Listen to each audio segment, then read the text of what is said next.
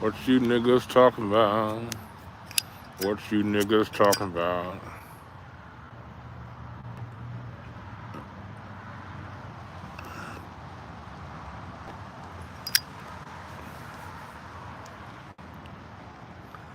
What you niggas talking about?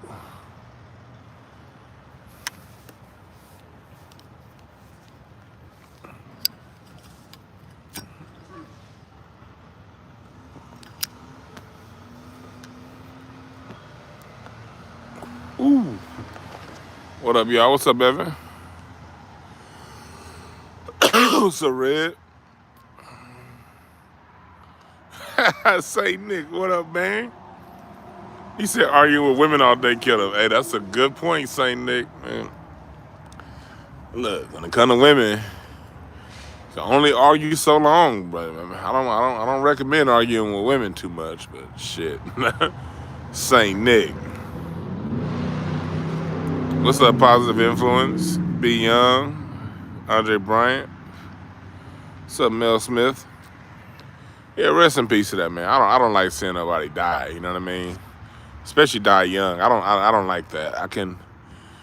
Y'all know, people who listen to me regularly, y'all know that a lot of his advice. Oh hell, I was just talking about him on my Q&A a couple nights ago. Y'all know a lot of his advice I don't fuck with. But you know, I could disagree with somebody's point of view and still wish them well. You know, I could disagree with the brother's point of view and still wish him well. What's up, Gregory X? What's up, Breeze? Yeah, same. That's the thing. See, you're right, Nick. Like, I started off not liking them, and then I liked them. Then I saw certain things. I was kind of like, nah, I'm good. But, and this is the conversation I say all the time. I always said 80% of what that man is saying was on point. 80%. My issue would always be on the solution side of the game. When it came time to fix the problems he addressed, I kind of be like, I don't know about that. But I don't think Kevin Samuels was being malicious. I think he was just speaking from his experience. Somebody said he died from a drug overdose. We don't even know if he's 100% dead yet, so how the hell you know he died of a drug overdose? Look, TMZ ain't reported this motherfucker, so we don't even know. But see, here's what Kevin Samuels is good at: addressing the problems. He did a really good job of addressing the problems. His solutions would be a little bit off, but him assessing the problems and identifying a lot of the issues between men and women, he pointed them out. Unfortunately, too many women got caught up on how he said it. But it doesn't mean it wasn't true either way it goes. So I'm like,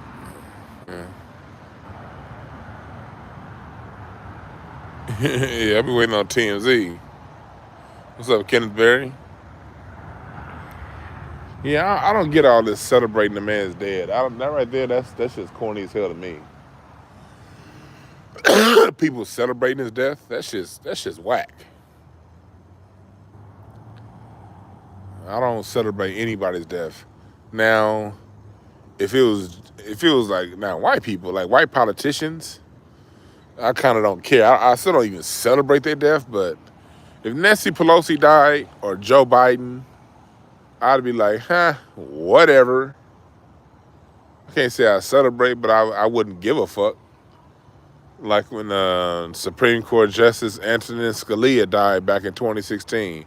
I digged in my pockets. I looked under my shoes. I checked under the mattress, and I could not find one fuck to give when that motherfucker died. Somebody said he's a dope head. How do you know? Like, that's something I'm not down with. I said, agree or disagree with somebody. I'm not with man. Body ain't even cold, and you want to start talking about he was a dope head, using those old white supremacist talking points. I'm not down with that. I'm not down with that. I'm not down with that. I don't. Now, if you telling me he's a dope head, that means I'm going to assume you were snorting cocaine with him. That's what I'm going to assume. Because if you tell me somebody was on dope, I'm going to assume you were doing dope with them, and that's how you know. Those of us who weren't doing dope with them don't know. You don't do that to nobody, man. That dude I think he had kids or whatever. If you don't know, man, what's the point? So CB, like, if you, that's just the way I get down. If you go around, if somebody die, and you go and they died today, ain't no autopsy report came out, you ain't heard from no family members. When it's like that, man, I'ma assume whatever it is you accusing them of doing, you was right there with them when they did it, and that's how you know. That's what I'm gonna assume. That's just the way my brain works. If you tell me somebody was doing this dirt, that dirt, or whatever, I'm going to assume you were doing that dirt with them. That's just how I get down.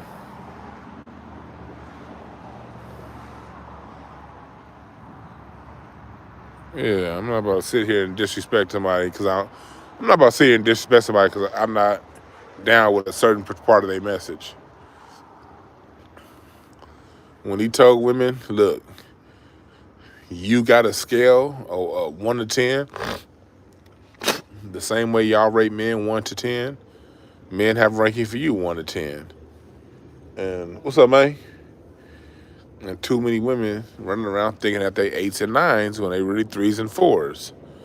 This is a lot of women thinking that their ranking is, a tight end number or a defensive lineman number.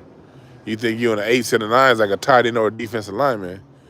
When you really got a running back number, you is a 21, a 2.1. He's a running back. He did a good job of pointing that out. Now, when he was talking about, okay, you're not going to find a man or you're this or you that, then they'd be like, okay, I back off at that point. Yeah, I hope it's false, Nick. I back off. He said somebody said they killed him. I ain't going to jump into that either. Like, who is Kevin Samuels? Now, no disrespect to him, but all this, they killed him? No, that the advice he was giving you fellas was not going to lead you to a happy marriage. So, matter of fact, they'd be better, they, quote unquote, will be better off leaving him be.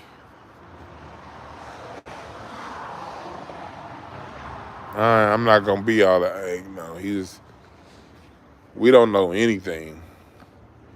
That's kind of what I want to talk about. Like, what's up, Quan? Yeah.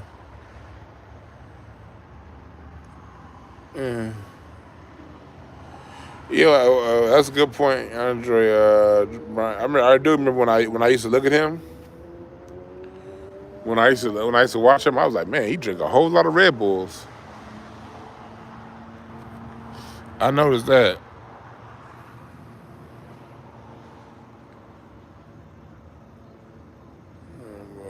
I'm not saying. He said they don't like black. They don't like black people. What do you mean they don't like black leaders? They don't like black people. And I wouldn't call Kevin Samuels a leader. Although he did. Well, he was a leader. He was definitely somebody who influenced. What's up, man? You have a good one. Yes, sir. He did. I won't call him a leader, but I will say he had influence. He definitely had influence. Major influence. Well, I don't know. I guess he could be a leader because people did follow. Well, he could be a leader because a lot of men really did follow him. So if a bunch of people like really followed him, then maybe he was a leader. I'm not gonna push back on that. Y'all see how we LA niggas get down? When a man sees another man in LA, what up, bruh? It's always. So that's how you know when you in LA. That's how you know you interacting with a real LA nigga. You give eye contact with a nigga and say what's up. Don't do none of that weird shit some of you niggas be doing, putting your head down, looking the other way. You do weird shit like that, you might get robbed out here in LA. I'm telling y'all that right now. If y'all come from one of them awkward cities where people put their head down and turn the other way, nigga, you might get robbed out here. Real LA niggas acknowledge each other's humanity. That's how we get down. This nigga Bad Seed, you a fool for that. He said he had influence over a lot of incels and tethers and winosphere cats. Come on, Bad Seed, chill, dog, chill, nigga, chill. Chill, dog. I ain't the man. Look, chill, nigga. Y'all ain't shit. Yeah, that's real talk, say Nick. In feminist, he was unapologetic, you know. He did say things because a lot of men. See, this is the thing with Kevin Samuels. This is the thing with Kevin Samuels. He said things that men have been saying to each other for a long time. He had been saying things that men have been saying for a long time. He just put it in the forefront. And the thing that I think threw the women off, it was two things that threw the women off. One, tone and delivery. We know women when they hear the truth, sometimes the tone and delivery ain't a certain thing, they don't want to hear it. It was the tone and delivery that threw it off. And also like I think he was straight, but the metrosexual mannerisms, it's kind of hard to check women when you filing your nails. Like women, if you're going to check a woman, and say, Nick, I know you know what I'm talking about. If you're going to check and say these things, you got to say that shit like a man with your nuts dropped. You can't have your legs crossed with open ankles on some loafers. Women not going to necessarily hear what a man got to say when she smelled a little bit of feminist on him. And I think that was also part of the big thing with him, too. Women, what's up, Nino Black? Women smelled the, what do you call it? The femininity. And if you're going to, tell women what it is as a man, you better lower your goddamn bass in your voice and say that shit strong. And I don't mean mean and abrasive, but I mean like you can't really check women and try to be a bad bitch at the same time. Women aren't gonna be as receptive. So, and then on top of that, when you're on that level of checking women, it'll go over with them easier if you could prove it and show it in your life where it worked. It's kind of hard to be single and say the things that he was saying. The zestiness, what I mean? That was a big issue for the women. The women had a hard time with the zestiness and the delivery and the truth. This is the truth. Not all women, but too many women don't like the fucking truth. Not the women in this chat room. Y'all are lovely. Y'all are beautiful. Y'all beautiful. So that's what it is. You gotta kind of. Now I can't call them women immature. They're women. See, JJ, this is what you gotta understand. Nick said, Saint Nick said, that's how most gay men are. This you gotta understand, JJ. Women are different. They wired different. They wired different. Women are receivers and they're very sensitive. They are. Not only are women sensitive, women have been conditioned by the society we live in, especially over the last 60 years. The society that we live in. Let me give you guys some game when it comes to social dynamics. Because the social sciences apply to everything. When we talk about social engineering, that applies on a lot of different fronts, okay? Here's where social engineering is applied to life. Listen to me preach real quick. The women, really going back longer than 60 years, going back to when Disney came out, women have been taught through the society that, they're your princess. No matter how you look, no matter how you act, you deserve a prince because you're a princess. Society's been telling women that. Society really since the late 60s, early 70s, society started telling women that they're strong, especially black women. You strong, black woman. Wear your afro, black woman, and put your black fist in the air because you strong and you can't do no wrong and blah, blah, blah. And then when you get to the 80s, that's when I was born in the 80s. In the 80s, you started seeing all this girl power shit. It was a song. If you was born in the 80s like me, you remember it was a cartoon called Alvin and the Chipmunks. I know you niggas remember Alvin and the Chipmunks. Remember, they also had the Chipettes. Girls just want to have fun. Oh, girls just want to have fun. Y'all remember that shit? That's when they were telling girls that, okay, you can do what the boys can do. Those of us born in the 80s, that's what they was, in the late 70s, that's what they was conditioning us to with our cartoons of the 80s. The cartoons of the 80s were girls are just as good as boys, but at the same time, girls still need to be treated like girls, and boys, you niggas gonna have to hold your own nuts. What came out in the late 80s, early 90s? Now you got, remember the teen show era? You had Saved by the Bell, in the morning, the Saturday morning, Saved by the Bell. Remember Jesse and Slater? Jesse was pushing that feminism shit. You know what I mean? And Slater was like the jock, but he was like real dumb and stupid.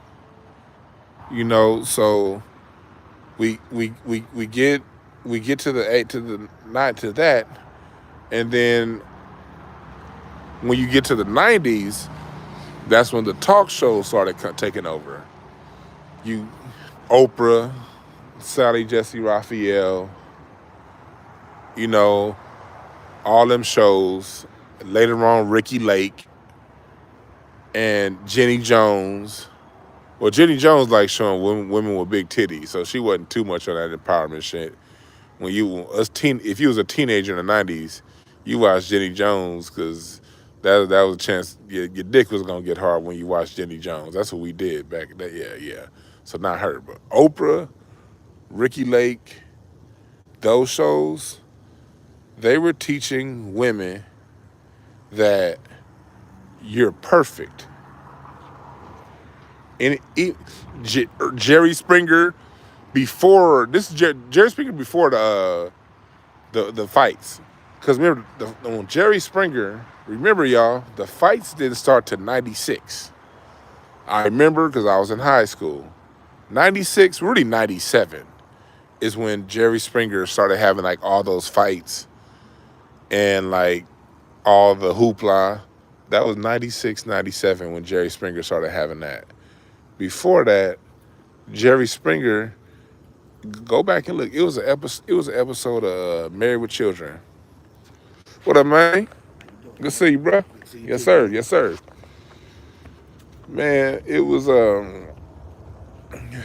Go back and look at this episode of Married with Children from like 1994.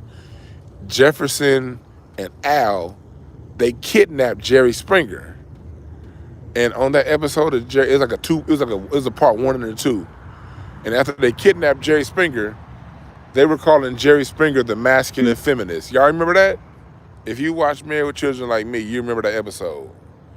The whole episode was them talking shit to Jerry Springer, and his nickname was the masculine feminist because they were making fun of the fact that Jerry Springer used to always walk the line with the feminists. He always had feminists on his show. He was always basically talking about women don't do nothing wrong, men are trash, men ain't shit, women do everything perfect. And that was before Jerry Springer made his pivot in 1996 to more titties and ass whoopings. But before titties and ass whoopings, Jerry Springer was heavy feminist. So this is the social conditioning. I'm explaining to you guys decade by decade how the social conditioning turned the heat up on the feminism shit. In 1996, Waiting to Exhale was the biggest movie in Black woman America. Then as a late night, then Tyler Perry started getting his way on with the plays in the late 90s, started going into the movies in the early 2000s. You get the whole Tyler Perry genre of films. You get the Waiting to Exhale genre of films. Girls trip into the 2010s. And then, so by the time you get to the 2000s, now you can't say shit to women. You can't. When you get to the 2000s, because they was talking about hip hop, and when you get to your early 90s hip hop with Snoop Dogg and all them saying bitches ain't nothing but hoes and tricks, a lot of that was a reaction to us growing up in a world that women are perfect, women are perfect, women are perfect. Don't question them, don't say nothing about them, don't talk shit to them. You're a man. A man has nothing to say when it comes to a woman's rights. Woman's right to choose. You're a man, you don't have an opinion on women's anything, blah, blah, blah, blah, blah, blah, blah, blah, bullshit, bullshit, more bullshit, and blah, blah, blah, bullshit. That was the 2000s. And then we get to the 2010s, it got so bad, now you got men trying to be bad bitches and women. Now half the dudes you see on TV are gay. So it went from being male, it went from having a crop of niggas just being sort of feminist apologists to just flat out wanting to be women. So we have 50, 60 years of unchecked behavior that's supported by the dominant society. Oh, let me add one more dynamic, and I'm gonna get to y'all in the chat room after I'm finished with this part. I'm not looking at the chat because I don't want to lose my train of thought. There's one more dynamic. College. Let me tell y'all something about college. I got a fucking college degree, so I can speak firsthand. College, especially liberal arts degrees, John Henry Clark said this, college trains the mind on how to think like a liberal white woman. Let me say this shit one more time. College trains the mind on how to think like a liberal white woman. Why do you think they want so many of us going to college? College is indoctrination on the highest level. Let me tell you something. The worst bit of knowledge is a little bit of knowledge. Let me say that again. The worst bit of knowledge is a little bit of knowledge. Because with a little bit of knowledge, people think that they can go all the way. They can go the long way, and you can't. You just got a little bit of knowledge. What is a degree? Let's break this down. Anybody got a calculator? If you got a calculator, pull it out. What is a degree? 1. A degree of what? Wholeness is 360 degrees. Follow me here, people. What is a circle? 360 degrees. What is a pyramid? 360 degrees. What is a square? 360 degrees. What is a triangle? What is a rhombus?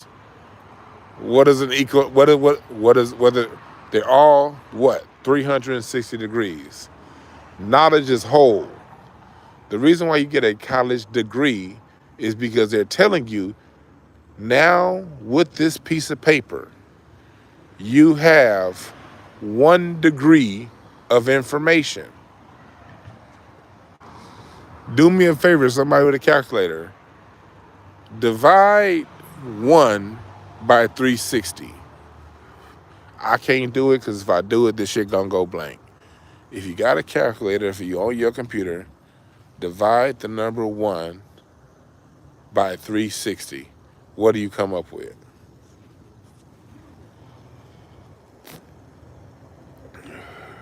Whatever you come up with, let me tell you, it's like 0.00277. So now with your college degree, oh, what's up, Amir? Is that you, Amir, in the chat room? My homie from middle school, is that you? Yes, 0.00277. That's how much information you now own with your college degree. That is how much information you own with your college degree. 0.00277.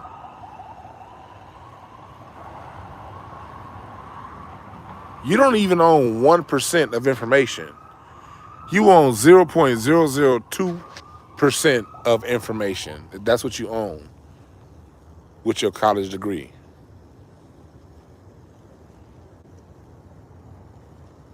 What's up, Chris? That's how much information you now own. 4 years for not even a full percentage of information. So what do you have with your college degree? You have a little bit of information. What did I start this whole talk off with? The worst thing you can give somebody is a little bit of information.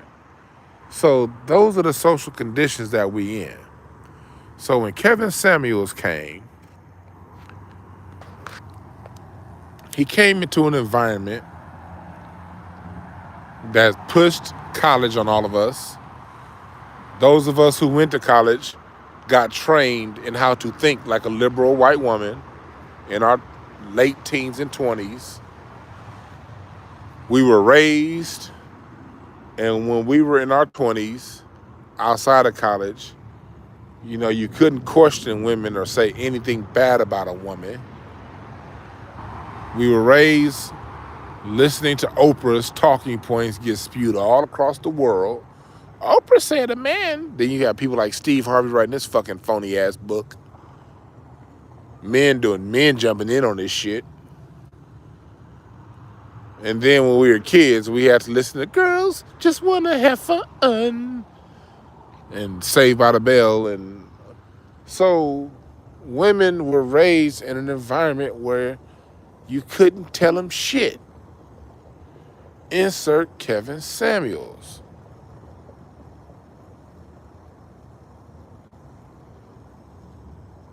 Insert Kevin Samuels. Kevin Samuels came in saying things that men have been saying amongst ourselves for a long time, but a lot of men were not saying in public. And fellas, you know, how many niggas do you know when you kicking it with them at the basketball court, they whoop, whoop, whoop, whoop, whoop, whoop, whoop, running their mouth, flapping their gums. As soon as a woman come around, them niggas look like little sheep, putting their head down, getting quiet, having to clear their throat before they talk. Yeah, man. Yeah, man. I think, I'm going to go back home with my girl, man. Yeah. You be like, man, nigga, you weak. So that's the environment that Kevin Samuels came in. He came in kicking the door down. You know, yes, I do acknowledge that Jason Black was saying it before he did. And I will say Jason Black still is better than Kevin Samuels at doing it. But here's the difference. Let's just tell the truth. Sitting behind sitting behind a blank screen and no one knowing how you look, if someone comes along and people can actually see them and they're dressed, in a professional manner or whatever, the person that the people can see is going to get more attention than the person that people can't see. And I even understand this.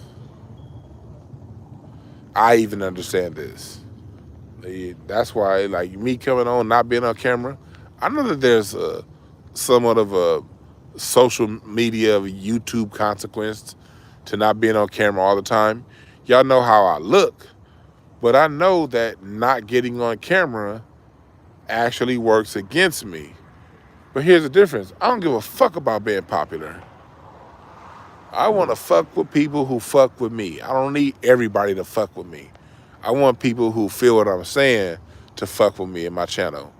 And if that means, and my channel's grown pretty fast, in 2 years, next month will be 2 years. 2 years ago, this time I had 30 subscribers.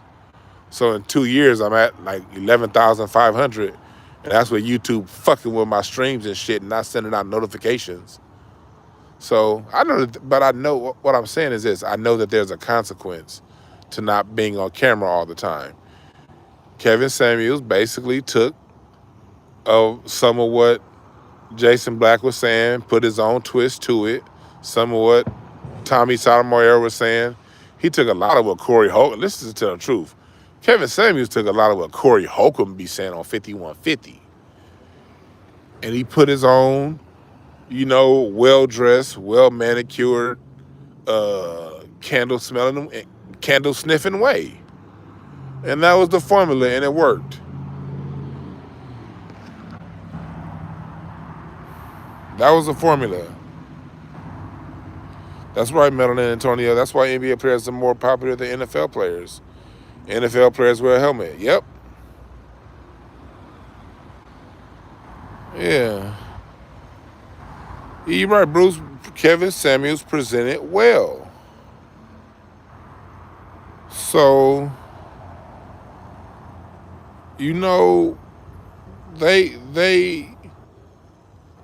so of course the person that presents well, if he's taking the best of what you say and putting his candle scent twist to it, then it's probably going to take off more, because at the end of the day, most people are superficial.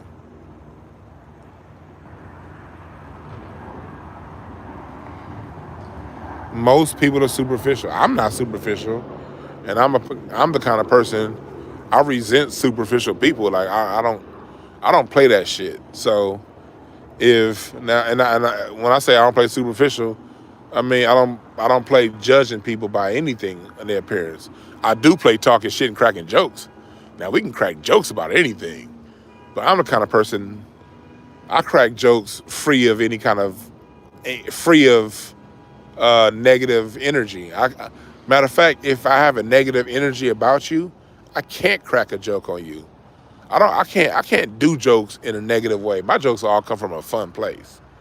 So I do believe in cracking jokes on everybody, as long as the jokes are funny. But at the end of the day, that whole superficial shit, man, people are dumb as fuck. They miss out on all kind of dope shit being based in superficialness. Like, think about this for a second. Now, I don't listen to people with a lisp. Now, that's where my superficialness may come in. If you got a lisp, I probably can't hear a word you say. If you say things like this and you sound like fucking Sylvester the fucking cat on them cartoons, I can't take you serious with a lisp. And I don't like people that wear shags. If you got a shag haircut, I can't fuck with you. And if you white and you wear a mullet, same thing. But if you black and you got a shag or a bowl cut, I can't trust you. I just can't trust you. I can't trust you. I can't. And if you have a lisp, I just can't hear what you got to say. Go eat a sandwich, nigga, and get the fuck out my face. But back to what I was talking about. I don't play the superficial shit. I can get game from anybody. I mean, if you got one toe and two pinky fingers, you still got something to say that it's gonna add to my life. And let me tell you something else. Let me tell you something else. It don't matter how people say it oftentimes. Matter of fact, that most of the time when you get the truth, you gonna get it from a nigga cussing. The people that cuss tell the most truth. That's just real. That's why, look, I could be making double the money on YouTube monetizing my videos. But when I go to monetize my videos, every video got a fucking language warning, which dramatically reduces my ad revenue. You think I give a fuck? Fuck them. I'm gonna talk my shit, nigga. But think about this, people.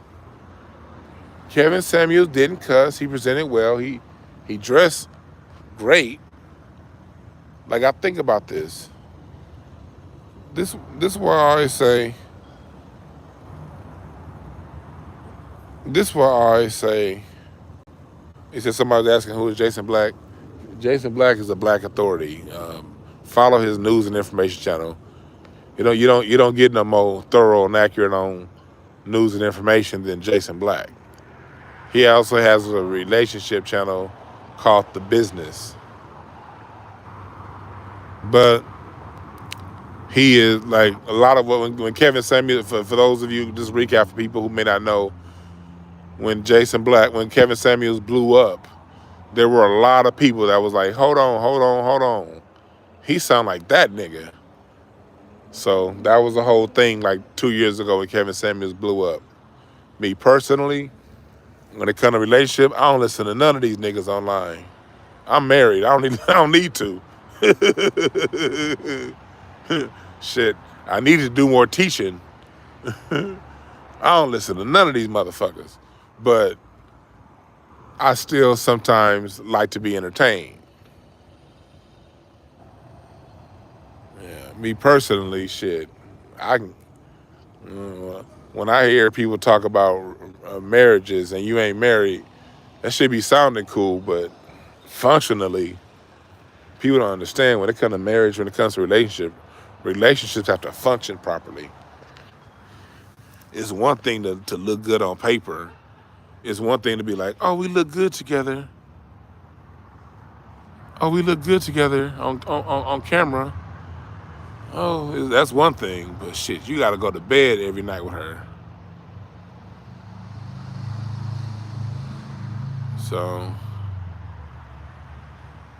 somebody said I went to Everest. Nah, I went to Cal State Northridge.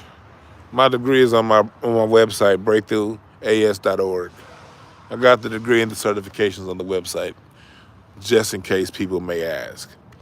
Back to what I was talking about. Yeah, experience is the best teacher. You can't really talk about being married. Just like with me, and I say this all the time. I've been working with kids since I was 14. I've been working with kids longer than I haven't been working with kids. I'm 40 now. I started working with kids when I was 14.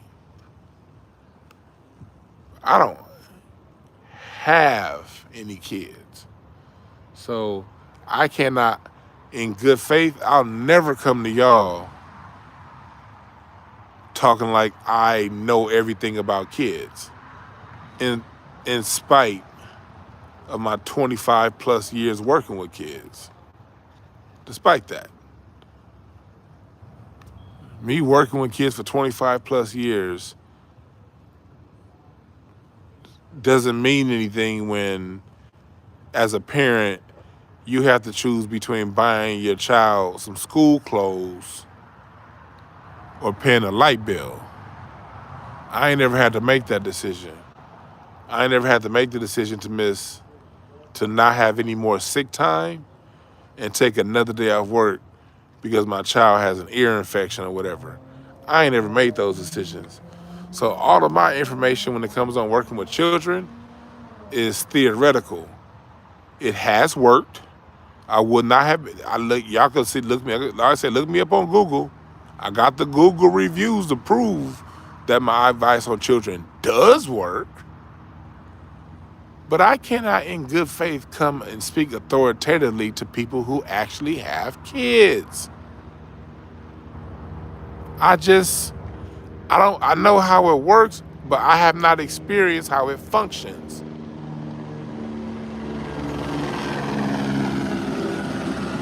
I'm 40 years old. If a person that's 24 years old that has a 4-year-old says anything about kids, that 24-year-old man or woman, I've been working with kids longer than that 24-year-old man or woman has been alive. But I'm still gonna have to stand down to them because they got 4 years with a kid in the house and I don't. All I got is 26 years working with kids. I don't have 4 years of living with one. So I know personally, I'm gonna have to stand down to the person that's half my age, but they got 4 years experience on me. You see how that works?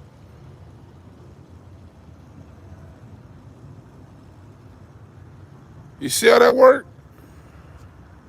It's no different with marriage. Yeah, keep striving, Breeze. It's no different with marriage. When as a married man, and me and my wife's anniversary is on May 9th, next Monday, hit the Cash App and celebrate with me. Hit the Cash App. Look up King Simon for your numerology readings. Mods, if you have his information, please put it in the chat. But nah. When you married, when you listen to non-married people talk about relationships, the shit is very entertaining. I will say that. Me and my wife will sometimes listen to Kevin Samuels and just to laugh. Because I'll be pointing out to her, like, look, he right about this, he right about that.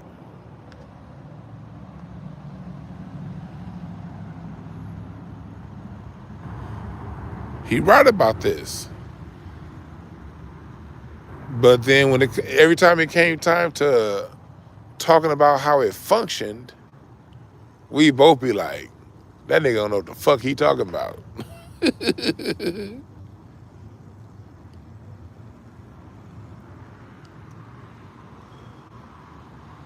Me and my wife be like, he don't know what the fuck.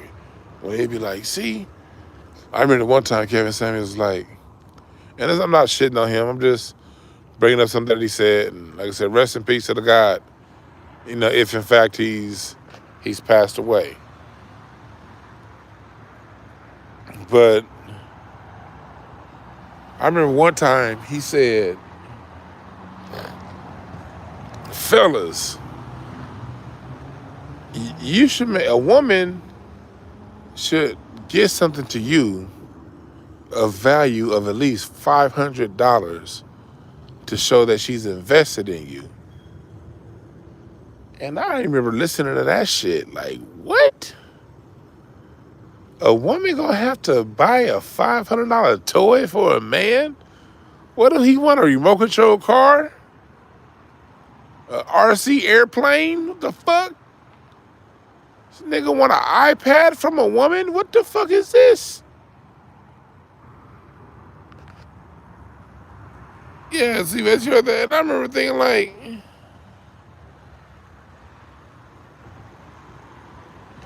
and I like, he said Kevin wanted to be courted. And so, yeah, so I remember thinking like, damn. I looked at my wife and I was thinking, did my wife ever buy me anything for $500 when we was dating? And I'm like, I don't even know if I even would want anything from her that cost that. I remember my wife would ask me, like, when we were dating, she would ask me what I want.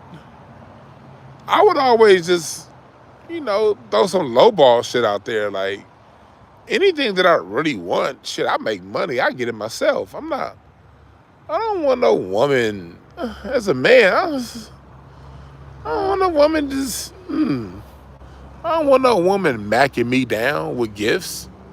Nigga, that's no.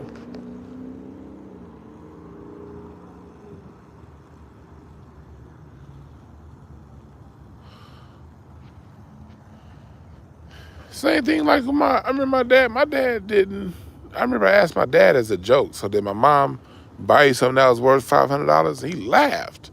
Like, what the fuck you talking about?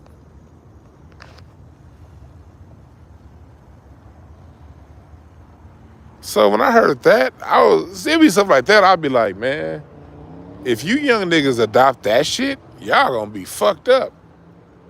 Because do you know how easy it is for a game-playing woman to buy you off? $500 ain't shit. Do you know how easily a woman that runs game can buy you off if you're looking for a $500 gift, nigga? And that was my concerning part, because I'm not saying all of y'all, but it's a lot of cornball niggas that listen to Kevin Samuels. And when I say cornball, I ain't talking about the ones who just listen to have fun. I mean the ones who really listen to Kevin Samuels and follow his advice. It's a lot of cornball ass niggas with no real kind of game for the women. Not all you niggas. It's niggas with game that listen. It's niggas with game that listen to him too. I'm not saying all y'all, but like 90% of cornball niggas listen to him. Like if you're a cornball in life, 9 out of 10 cornball ass niggas listen to Kevin. So I'm thinking, if these cornball ass niggas listen to that, do you know how far away a woman can see a cornball nigga coming? Hey ladies, press the number 1.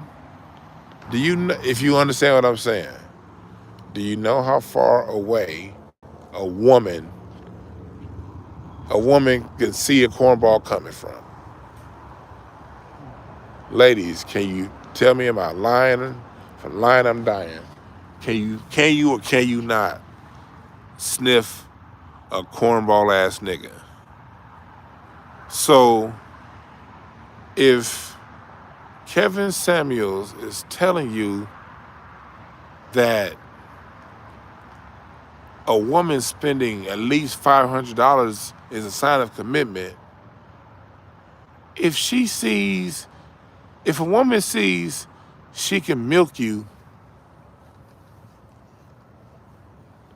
especially for you cornball niggas that work in the tech industry, she sees she can milk you for a couple $100,000 over time.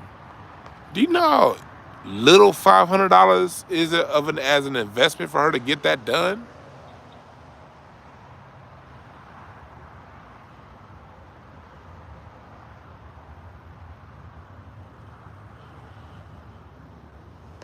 So I'm gonna do a show next week. I hit my boy Mike up. We're gonna do a show next week on this channel. That's right. Play the game and learn it. We're gonna do a show next week, and I'm gonna have I'm gonna have a series, not just one show. I'm gonna have a few different dudes on. It's gonna be kind of a series that I do, and we're gonna be talking to young men about that transition from puberty to 30, that whole area.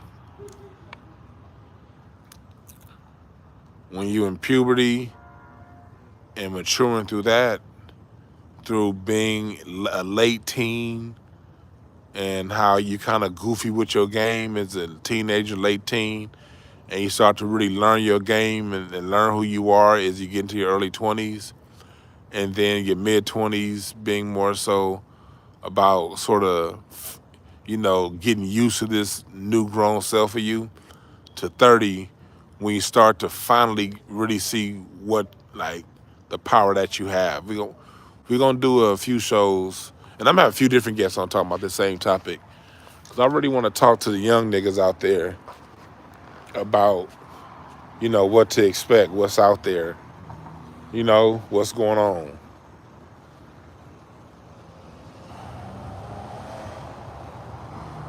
Because you're right. We're saying, can't nobody really give you dating advice. The best thing we can give you, like, you can get parameters on dating. You can get some pointers here and there. But really, you got to just get out there and get it in. And you got to learn. You got to experience. You can get some general guidance. But really, when it comes to dating, you got to get out there and just get out there. And you gotta let it experience. You gotta have your heart broken a few times. And then once you get your heart broken, you gotta learn how to recover from that. And niggas can, the community, we can give you advice on how to recover, how to get past it, how to dust yourself off and keep walking. But you gotta experience that shit. You can't sit on the internet and just let it become some shit that people talk about.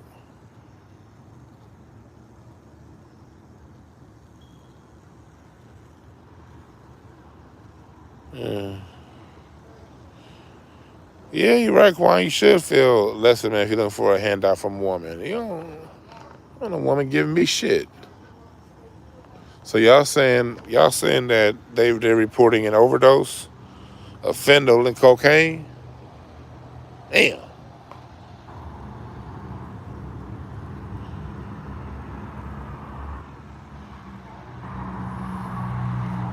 That's where my boy Fu died from. And salute to Dave Chappelle, man. When I went to go see Dave Chappelle on Tuesday, um, in the memoriam when they were, giving out the rest in peace to different comedians, they put my man Fu's face up there, man. Fuquan Johnson. He died like this time last year over doing cocaine with some white folks. And I know the white girl he was doing cocaine with. Her name was Kate Quigley. I know her years ago. She used to hook me up with different white comedy rooms. If I did like a white room, like in 2014, 2015, Kate hooked me up with a few of those. But they was doing cocaine together, and fentanyl was in that shit. And rest in peace, Fu.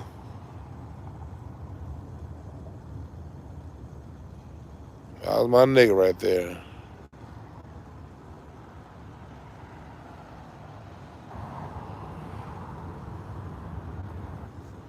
Nah, I don't know about getting sacrificed. I don't. Because if you say sacrifice for what? Like, he was popular online, but, I don't know.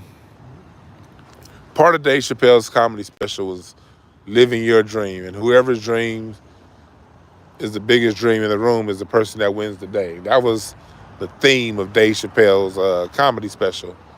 If it ever comes out on DVD, y'all need to get it. And so everybody's living their own dream. We're all living our own dream. So I'm living my dream, you living yours. And so whatever, if you feel he got sacrificed, I'm not gonna argue with you. That's cool. I don't think you're crazy.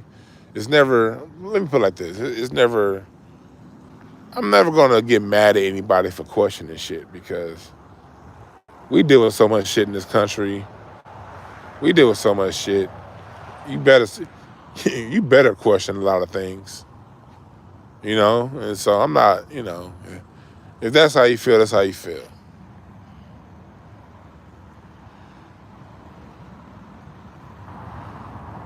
Mm.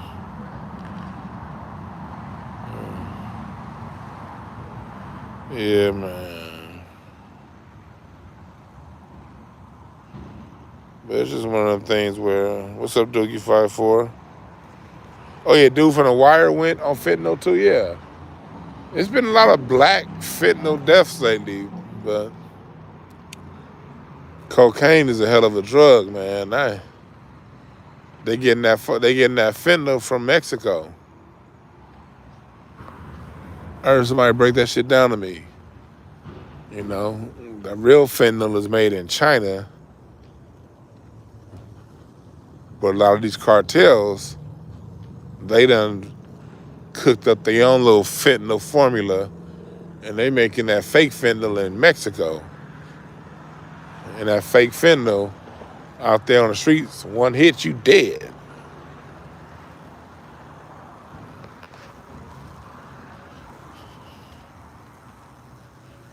So, yeah, like, it's not like in life, there's certain things you got to get better at. And one thing I had to get better at was dismissing people off the bat just because of what they think is different than how I see it. That's some shit I had to get better at. Because I'll be quick to dismiss somebody. I'm like, man, you know what? That ain't cool. If I be wanting to be heard, so people are just stupid. When I conclude you just a dumbass, and yeah, I'm dismissing every fucking thing you saying. But I'm at least give you a chance to speak before I dismiss it.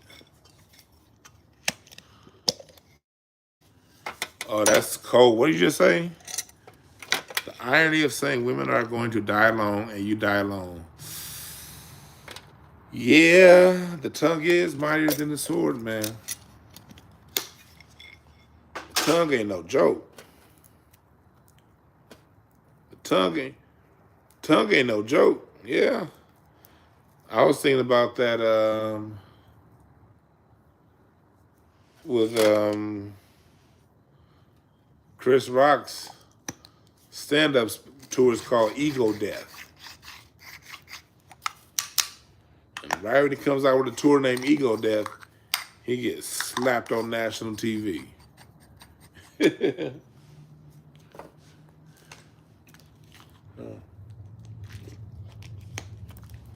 You want to kill an ego, get slapped on the Oscars. That'll kill a motherfucking ego.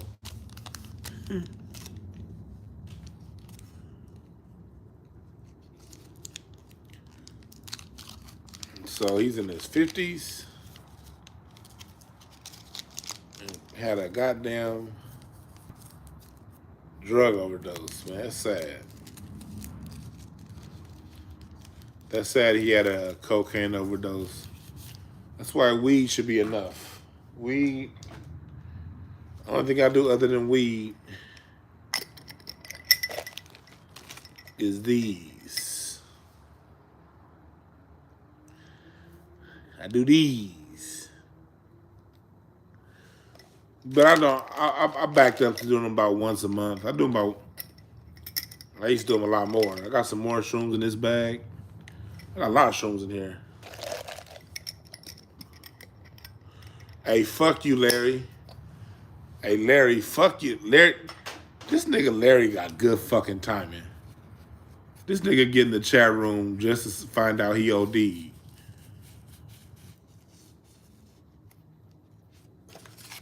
Larry, you ain't shit. This nigga Larry said, wait, he OD'd, then fell out laughing. Larry, you ain't shit. What's up, Jeff?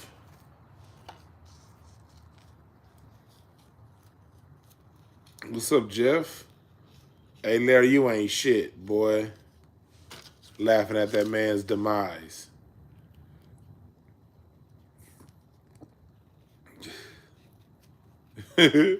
I'll never forget. I was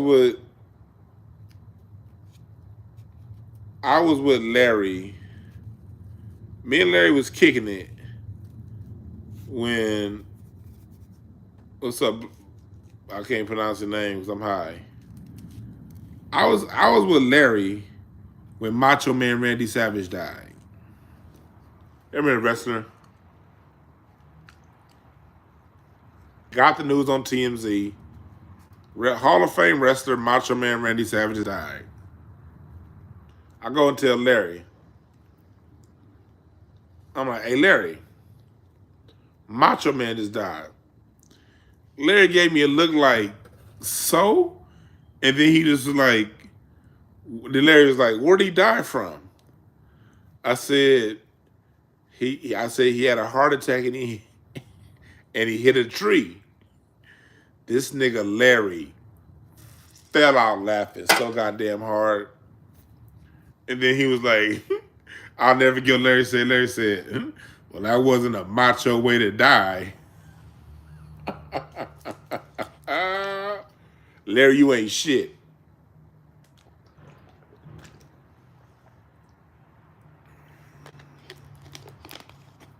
You ain't shit, Larry. That nigga Larry was like, well, that wasn't a macho way to die.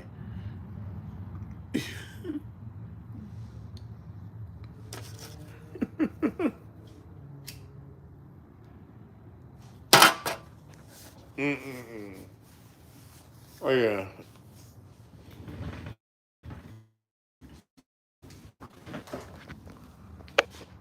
Larry, you ain't shit.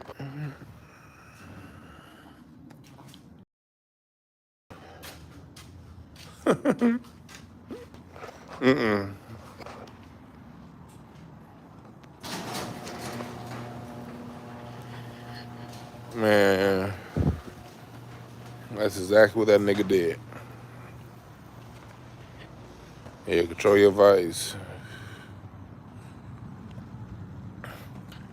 Yeah, I'm not. Yeah, Miss Elizabeth OD. This is Master Kush. I'm smoking that Master Kush.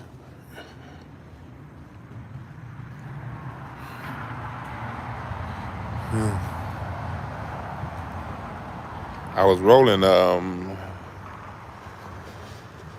these hemp papers.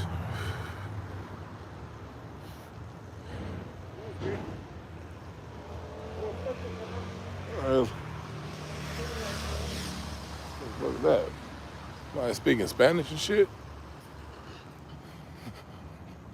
And they like his name is Hombre. You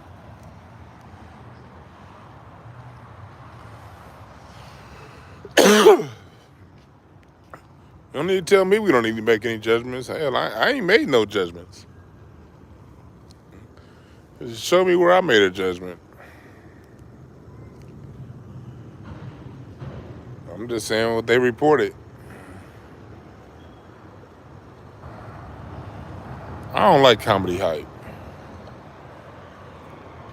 Well, comedy hype they be stirring the bullshit. I used to like comedy hype. When comedy hype first came out, cause I would see how comedy hype would have an interview, and then Vlad would come right behind them and do the same interview, and they'd be like, "Man, I really supported comedy hype."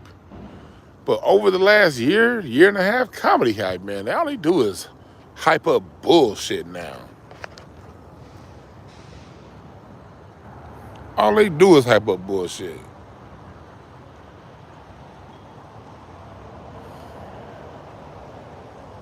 Yeah, TMZ, that Chappelle footage, my guess is the people that had their cell phones were like either Netflix employees or like Hollywood Bowl staff.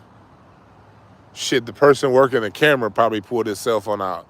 I would have done that if I'm working the camera. The people working, they still got their phones on them. So that's what I'm thinking, because like I said, I was at the show. They were real, because like when you come in, they have metal detectors. So, am I wrong? Phones go off in the metal detector. You gotta sit your phone in the little tray or whatever, because it'll go off if you go through the metal detectors. So they give you the little pouch before you get to the metal detectors. Well, maybe if you slid your phone under the pouch and picked it up a certain way, maybe you could have snuck it in that way if they weren't paying attention and you kind of had your phone tucked under the pouch, not in the pouch. Maybe you could have snuck it in that way. But on top of that, they had security going up and down the aisle. Like security was making it real hard to smoke. Because them niggas did not stop patrolling. They was looking for people putting out phones. That's what makes you think it was an employee. Hey, Larry, if I punched you in your chin, nigga, you'll wake up next Thursday, motherfucker. Cave your chest in, Larry.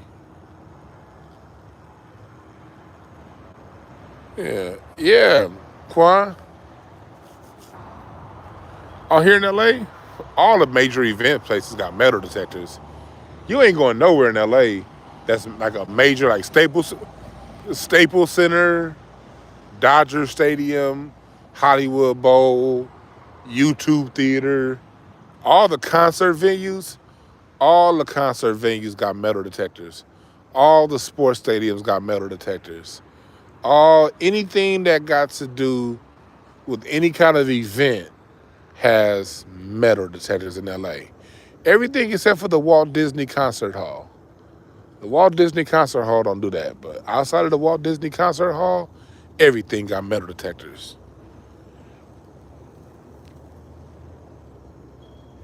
All right, Jeff, any place that holds 1,500 plus.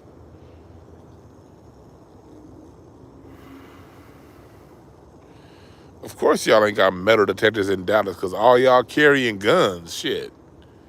That'd be a waste of money to buy a metal detector in Dallas. People in Dallas carry shit. People in Dallas carry 5 sidearms and you only got 2 sides. The fuck? Y'all be carrying ankle guns, them detective under the armpit guns, guns on your strap, gun on your waist, guns in your goddamn F-150 pickup truck rack. That'd be a waste of goddamn money to have a metal detector in Texas. The answer is yes. If you in Texas, do you guys have a gun on me? Yes. Before you finish the question, yes. Larry down there in Houston with all them guns. But Larry got all them guns because he can't fight. That's why. Larry got all them guns because a nigga ain't got no hands. That's why the fuck. That's why Larry got guns.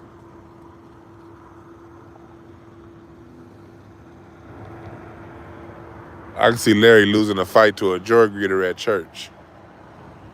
Larry, them joy greeters will knock your ass out, boy. Sister Cheryl, I think Sister Cheryl will beat your ass, Larry.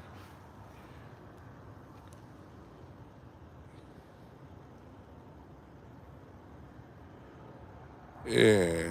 You right, Frank. You say keep guns on me. So yeah, y'all don't have metal detectors in Texas. That's why I guess people see. That's why like when certain things break across the country, a lot of people's assumptions be wrong because they don't understand the culture of that city. Like if something happened in Tennessee right now, in Memphis, Tennessee, or Nashville, Tennessee, I tell you right now, I wouldn't understand it. Because Tennessee got totally different politics than LA politics. I'd be the last nigga to speak on anything that's going on in Tennessee right when it break. Same thing with that Astro World. And I love, that Travis Scott thing. I didn't speak on that right away. I wanted to hear what them Texas niggas had to say first.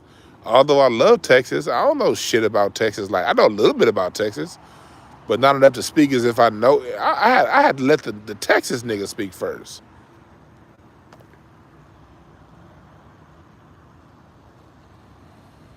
Hmm. You said back in there in Brooklyn, y'all got the metal detectors? Yeah.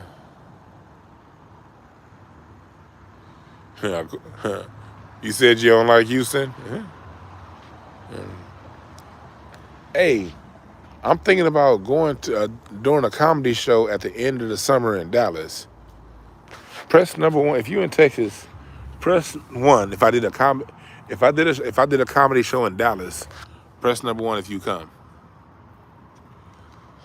I do a show in Dallas. I'm gonna have Larry on it. Larry gonna come up from Houston. Of course, that nigga gonna come, gonna be on the show. Hell yeah. I'm gonna have Larry on the show. Cause I was looking at my YouTube analytics. I got some pretty good numbers in Texas. Something I'm like, huh? What's up, Butter Love? But yeah.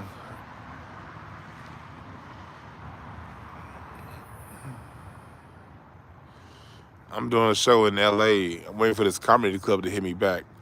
Hopefully in June or early July, I'm doing a show here in LA, a comedy show. And then I'm gonna do one in Dallas in either August or September. I wanna go while it's still hot. But yeah, we was talking about Kevin Samuels, man. Rest in peace to that brother, man. Like, however he died, I don't know. I wasn't there.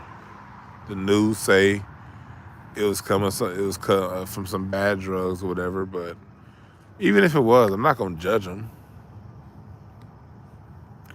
Everybody got their own thing. Everybody got their own thing. Like, Tower of Power got a song called Social Lubrication. Salute to Tower of Power. Those some funky ass white boys, Mexicans, and niggas. A typical Oakland band. Just black folks and niggas and white boys and Mexicans. Love Tower of Power. But they had a song called Social Lubrication. It came out in the 70s. And basically what the song was talking about, it was saying everybody has their own way to get high. And it's called social lubrication because they do these things socially. You know what I mean? And basically, motherfuckers got their own way of jacking off. Some people get high and they jack off drug of choice is cocaine. Some people's jack off drug of choice is gossip. Some people's drug of choice is Jesus. Some people's drug of choice is being a health nut. Some people's drug of choice is whatever. We all got some bad. We all have demons. Yeah, money. Some people's drug of choice is money. We all look, man. We all got demons, people. We all got a bad side. Now, let me hold on. I don't want to use that word bad. I don't want to use the word bad. We all have light and we all have dark. We all have synergy, we all positive energy, and we all have chaos. And every emotion, all of it's valid. Your darkness is every bit as godlike as your light. That concept might be too much for some people to comprehend. That concept, I understand it might be too much to comprehend, but you need it all. You need destruction to build. Destruction is every bit as godly as building. I remember when the Staples Center was built in downtown LA. It was some old crusty ass apartments there, a whole bunch of them. Factories, just old ugly ass buildings. They had to blow them hoes up in order to build the Staples Center for my Lakers to win the 2000 NBA championship. So destruction is necessary.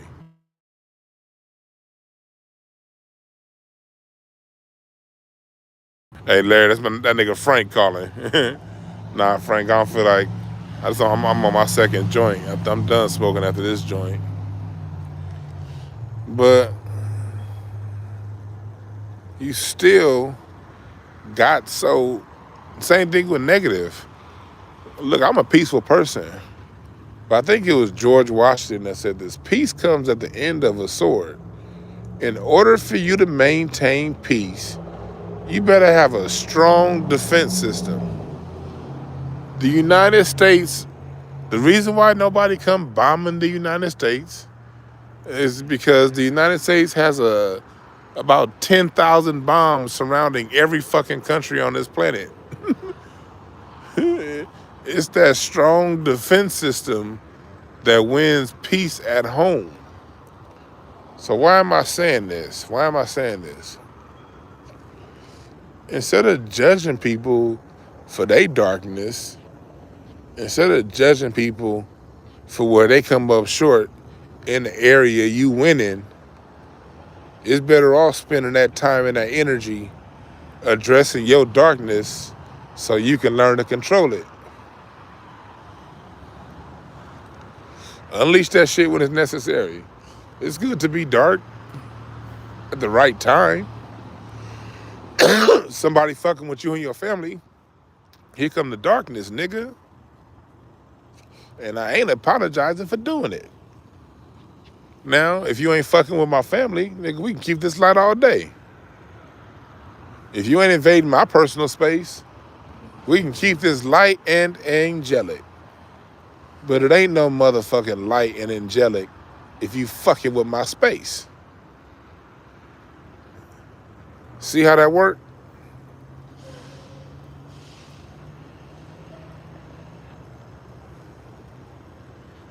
But they tell us to run from our darkness, and then while you running from your darkness, you judging other people's darkness.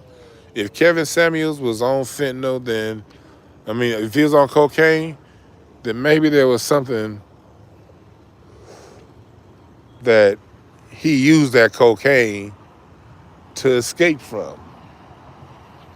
I don't know. Maybe it was his first time trying it. Maybe he'd been doing it for the last 30 years, and this is the first time he had a bad batch. I don't know. Maybe it wasn't fentanyl. Maybe it was something else. If the news said it was fentanyl, who knows? If they telling the truth, I don't know. What's up, Great Black Shark? That's right, Jeff. Angels are warriors.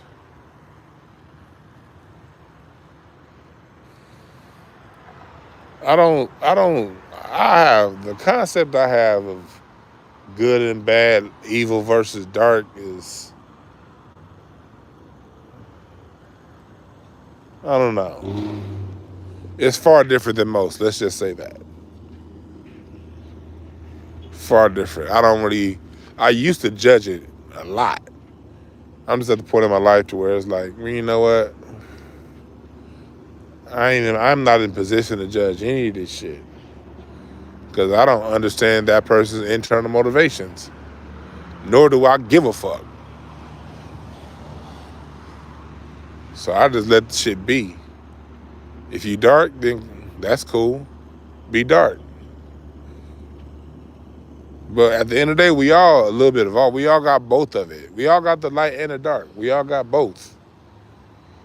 And it's time to stop being fake with this shit. One thing I don't like is fake shit, being fake. I don't like niggas being fake. I don't like nobody being fake. Nigga, you evil. You know you evil, motherfucker. Just embrace it. Stop acting like you sent from heaven to show the earth the way. Nigga, you got a whole bunch of niggas running around here thinking that they Moses. You ain't Moses, nigga. You ain't even Moses Malone, motherfucker. This nigga, you ain't no... Too many Moses-minded niggas walking around here thinking that they the only ones that know the way and the world gotta listen to them. You niggas kill me.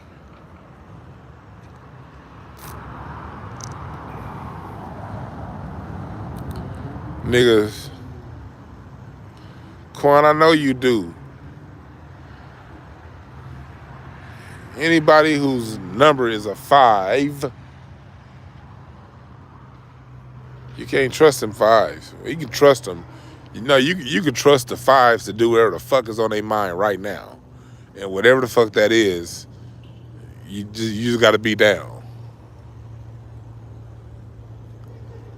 I was like, what was your card again, Quan? What was your card again? I forgot. Telling y'all need to hit up my man King Simon. Yeah, numerologist. That numerologist, some real shit. Ace of Diamonds. Yep, Ace of Diamonds. You can't aces. Just like blackjack, ace could be a 1, it could be an 11. Which one is it? I don't know. It depends on what I need to be. You can learn a lot about people knowing them cards.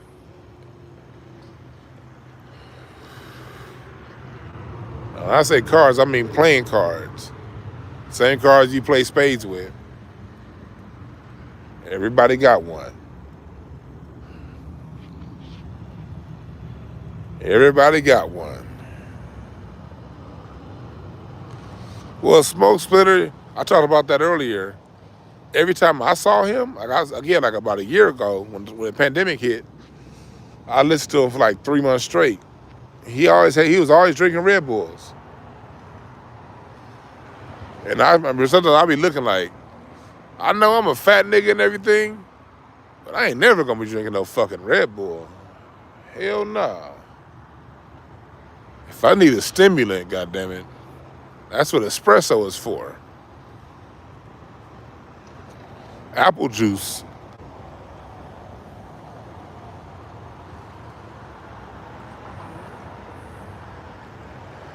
Yeah, 5s across the board. Hey, Larry, fuck you, Larry. Hey, Larry, stop. Stop,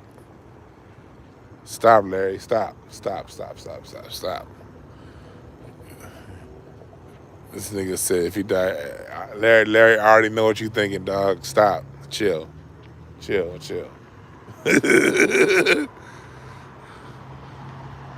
Hey. Hey, brother love. Larry got 2 more before you put that nigga in timeout. Mods, get that nigga Larry. The man just passed away, bruh. I ain't going there, dog. I'm keeping it, nigga. Mods. Larry got 2 more, nigga, before y'all gotta time this nigga out.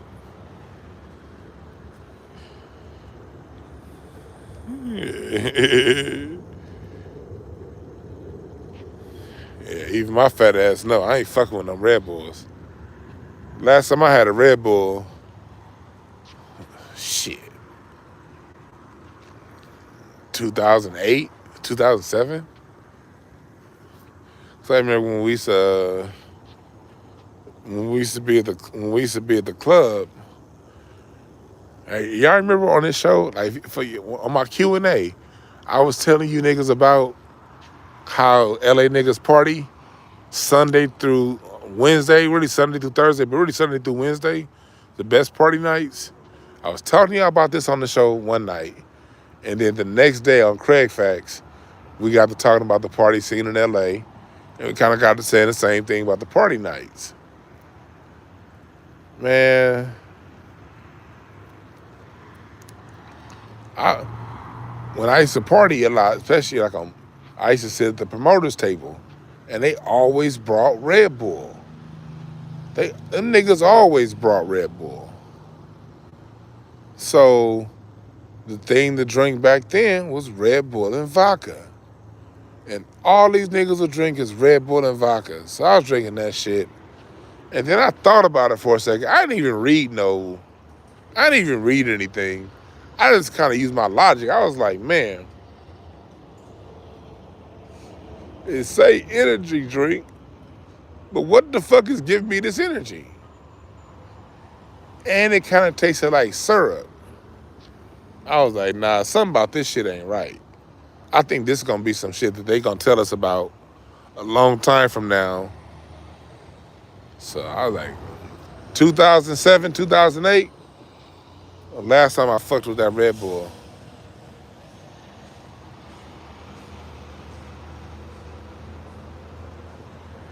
I just, yeah.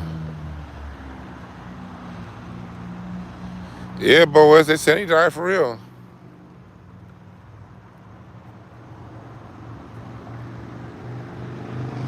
Yeah, man.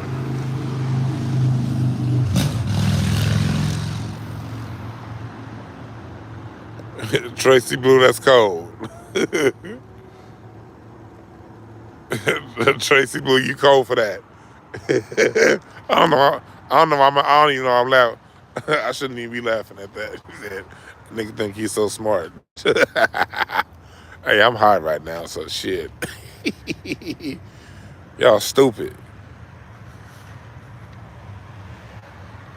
This nigga still on top of his young girlfriend like Richard Pryor daddy. Come on, dog. Y'all some mean motherfuckers in this chat room. Y'all some mean motherfuckers.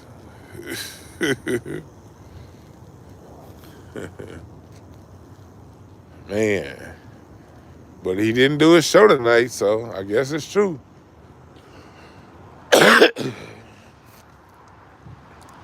He ain't flexed on no Big Shirley's.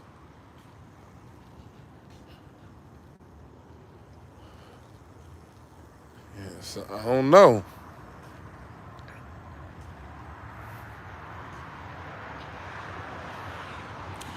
Yeah, all them people talking shit about him on Twitter. Like, I see y'all jokes is kind of just funny. Them people on Twitter, they were mean.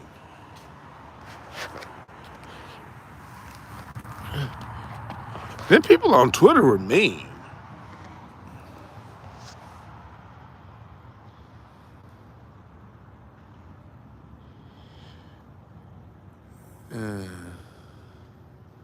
Yeah, that cruel part, I was like, man, like, I'm never gonna, like, when a black person dies. Well, I kind of shitted on John Lewis when he died. I did. I did. I think I shitted on. I did shit. I did shit on John Lewis when he died. I think I was a little extra mean on John Lewis. My bad.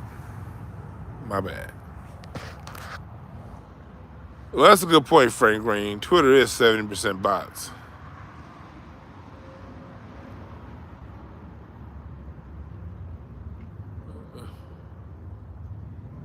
Yeah, like John Lewis. I went in on him when he died. I gotta do better.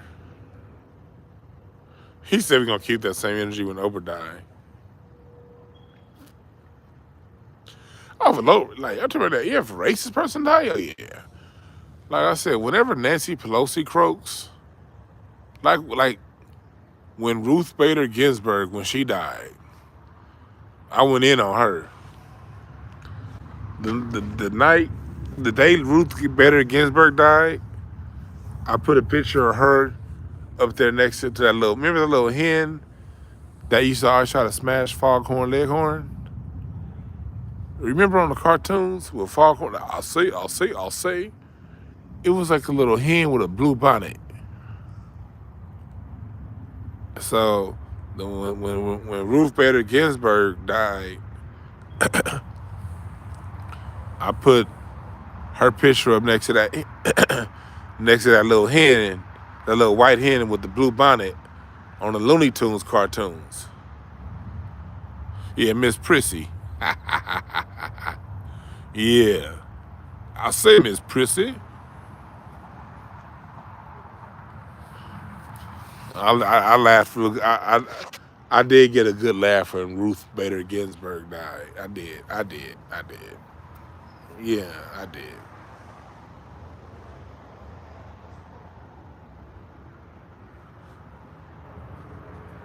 So, again, that's why, like,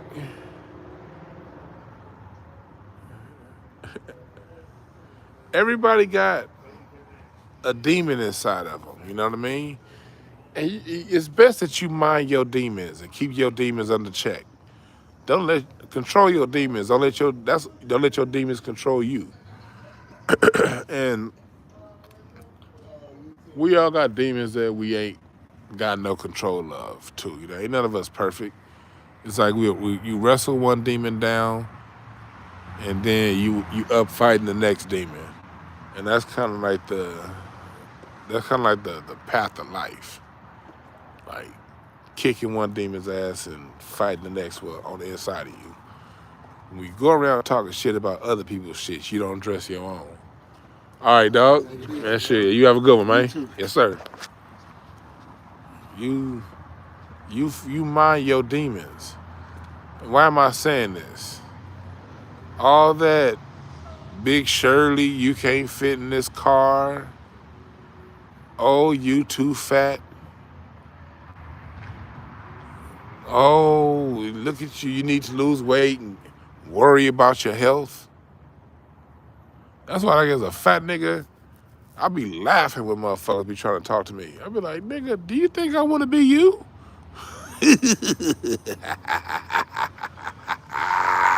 That's always my first thought. Like, what the fuck make you think I want to be you? People look good.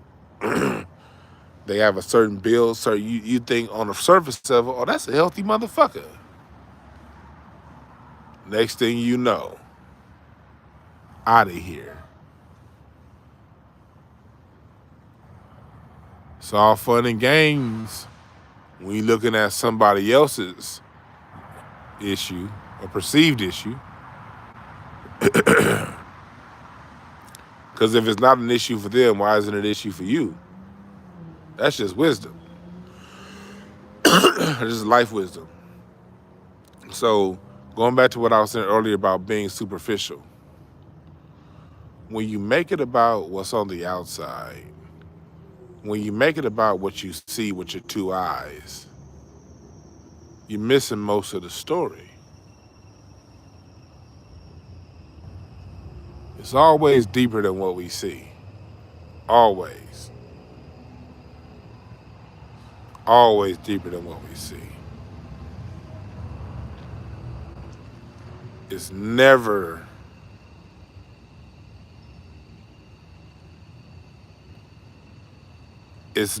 what we see. What we see is just a culmination of a bunch of past events. We don't know what it is.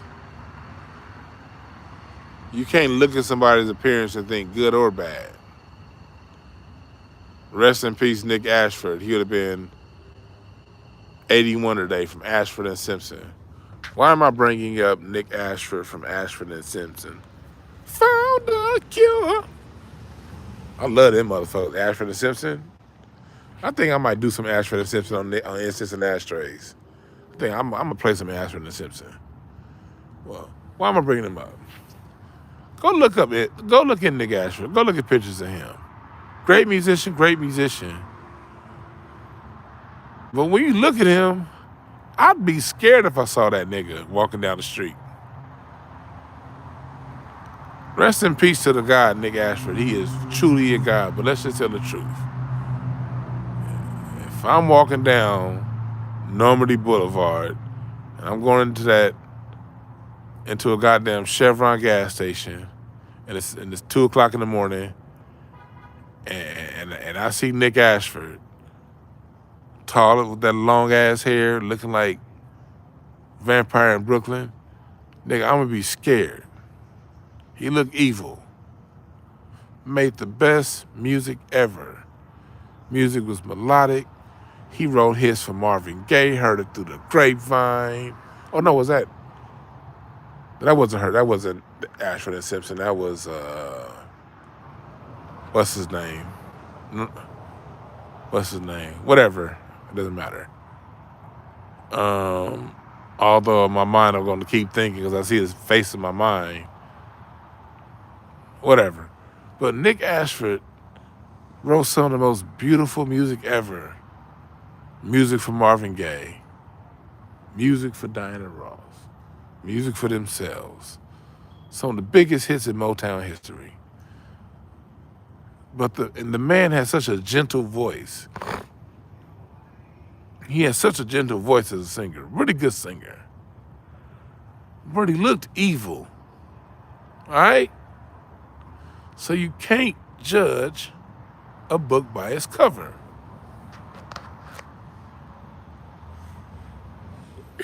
Butler said he was dead wrong for that hair. Right. Right.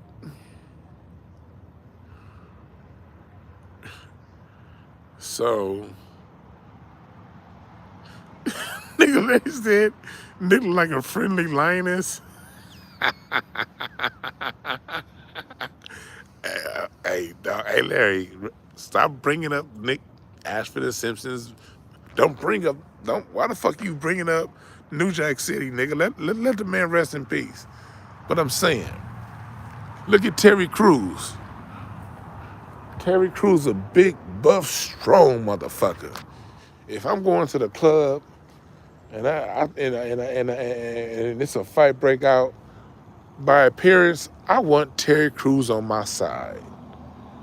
Terry Crews look like he ain't nobody to fuck with. Then we find out he get his balls juggled in front of his wife. And he don't do shit.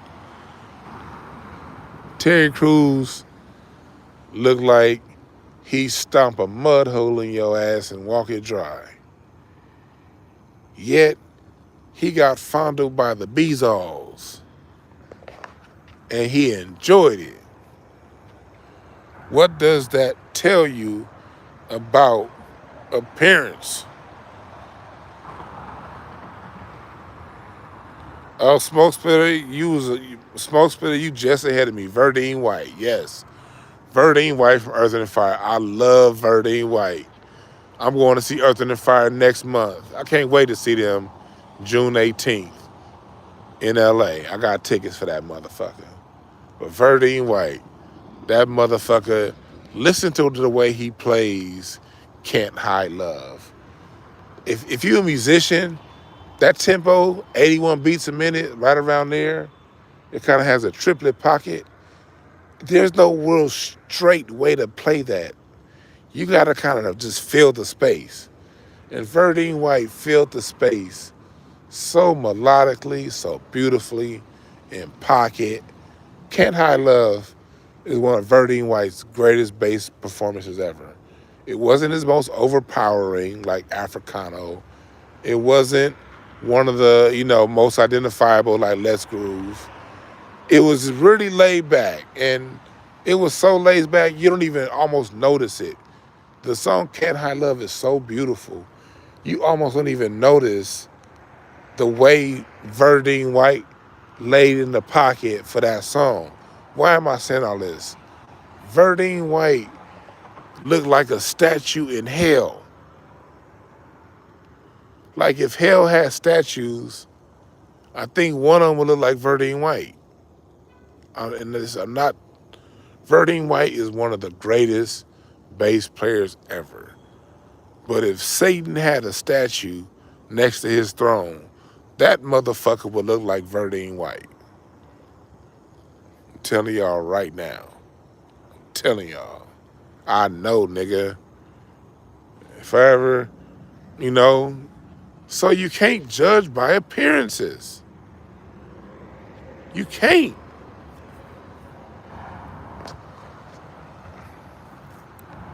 You cannot look at people's appearance. This is a joke I tell people all the time. It was a whole lot of wise motherfuckers in China and Tibet back in the day. You dig what I'm saying? You see these Chinese motherfuckers. It was a whole bunch of skinny, wise motherfuckers in China and Tibet. A whole bunch of them. But who do you niggas remember till this day? Buddha, the fat nigga. You dig what I'm saying? It's a whole bunch of wise motherfuckers around back in the day. But the world remembers the fat nigga, Buddha. God damn it. You can't judge by appearances. You can't judge, nigga. Hey, real story.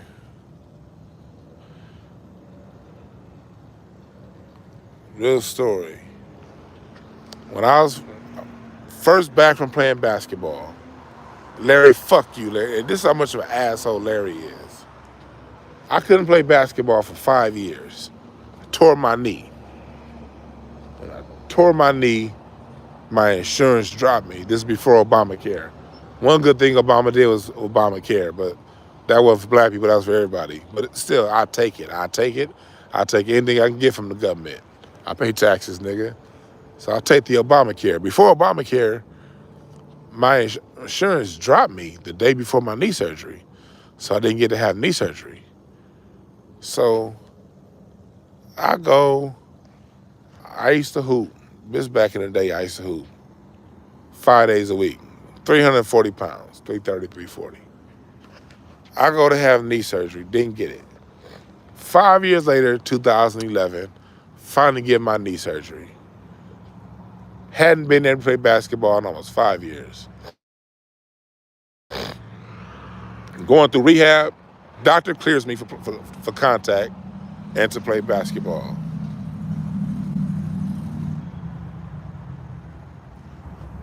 Larry, I don't know if this bitch ass nigga still in the chat.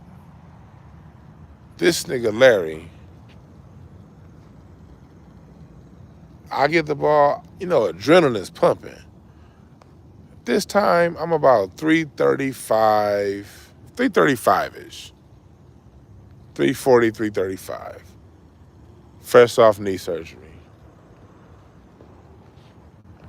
This nigga Larry, I'm tearing this nigga up. This motherfucker, I'm posting him up. So I started posting him up. This nigga started putting the point of his elbow in my back. And every time I back him in, this nigga was jabbing me with the point of his elbow. And when I would do a drop step, this nigga Larry was winding back and fouling the shit out of me. I'm like, nigga, I just had knee surgery 6 weeks ago. They cleared me to play basketball today. They wasn't even 6 weeks, it was like 2 months. Because it took them like 2 months to clear me to let me play basketball again. And this nigga Larry was fouling the shit out of me. I mean, really. And I'm like, nigga, come on, dog. And he was like, I don't give a fuck, you fat nigga. You on the court. I'm fouling the shit out of you. Well, man, fuck you, nigga. Exactly, Kevin. That nigga Larry was playing jail ball.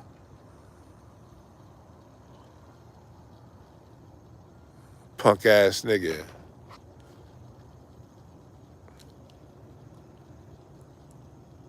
But before that, nigga, I was on the court because I hadn't played in 5 years. I was so happy to be out there.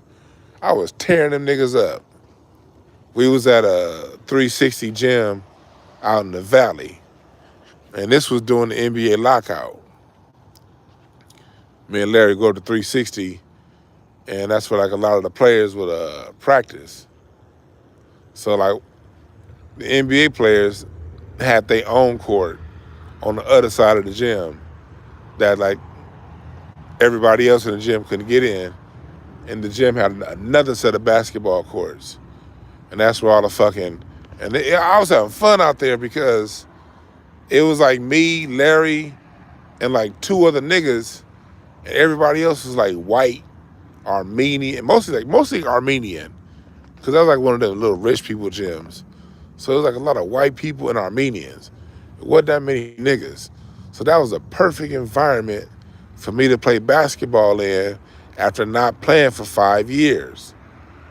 I'm out there having fun. And this nigga Larry,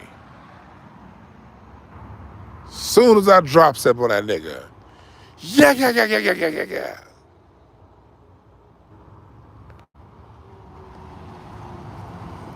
And that same day, that same gym had a boxing ring.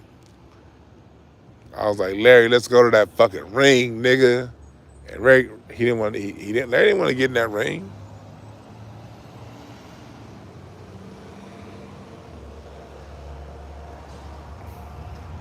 Larry did not want to get in that ring. We had a ring at that gym, nigga. That nigga did not want to get in that motherfucker.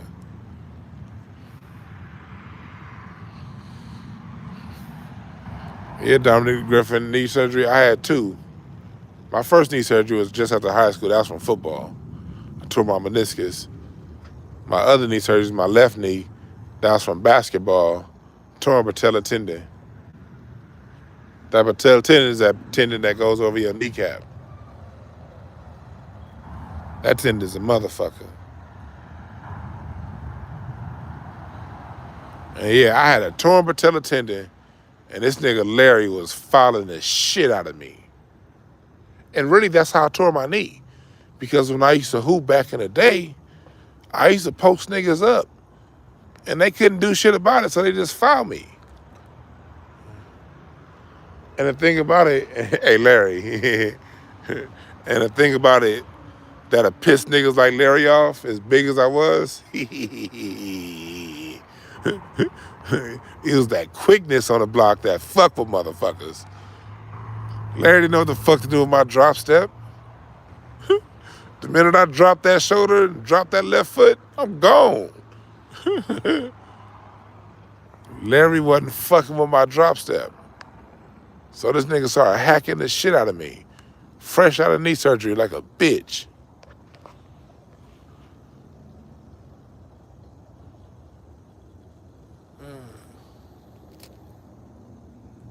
Hell yeah, he used to shoot like deadlift shrimp. Not his form, but the accuracy. Hell yeah, nigga. I'm telling y'all right now, though, I'm retired from basketball. I ain't never playing basketball again. Ever. I raced DJ show after the show last week. I ain't ran so goddamn long. My goddamn Achilles tendon is still hurting. I raced DJ show, nigga. My Achilles tendon is still in pain, nigga. That was like a month and a half ago I raced that nigga. Nigga, I'm riding my bike, and that's it. Ride my bike, hit my heavy bag. Ride my bike, hit my heavy bag. And I ain't drinking no fucking Red Bull. Nope.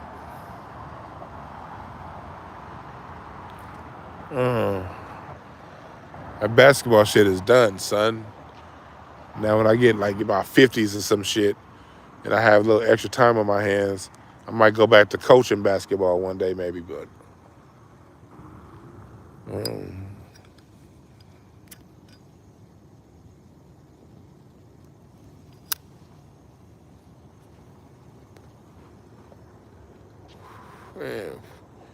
Yeah, low impact for me. I don't even want to shoot a basketball no more. Hell nah, man. You ain't gonna never see me. Nah, I can't recommend any speed reading courses. I can't read because like my mama gave me my speed reading course back in like 1993. I was in the 7th grade when I got that motherfucker. My speed reading course was on VHS tape. How old are you? Do you know what a VHS is? My speed reading course was on a VHS tape, nigga. Yeah, I remember the VHS tapes back in the day when they came in these big ass white cases. It's like a big ass white case and two 4 clunky ass VHS. Y'all remember the cases back in the 90s? That's where my speed reading course came from. You have a dope heavy bag routine? That's dope. My speed, that's how I learned how to speed read. I had to put the VHS tape in, and it was the summertime. And my mom was, no, it wasn't even so, it was before, it was like 91, because I was in elementary school. And my mom used to make me, in the summertime, she used to make me write notes. And when she came home from work, she checked my notes to make sure I was doing my speed reading course. My mom used to be on my ass. Mom, when it came to my school and all that shit, my mama did not play. I told y'all my first time missing a homework assignment was second semester, 11th grade. That was the first time I ever missed a homework assignment in my life. If I missed school, I still did my homework assignments. But I still was a C student. That's the funny part about it. How you never miss a fucking homework assignment and your GPA at 2.5? That was me. I am him, he is me.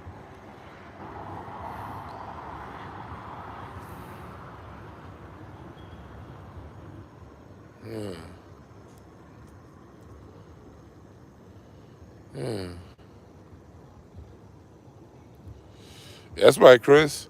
Chris, remember?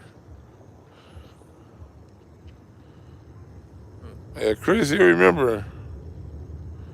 I used to be in my backyard because Chris, we went to elementary school together. We was always on that court.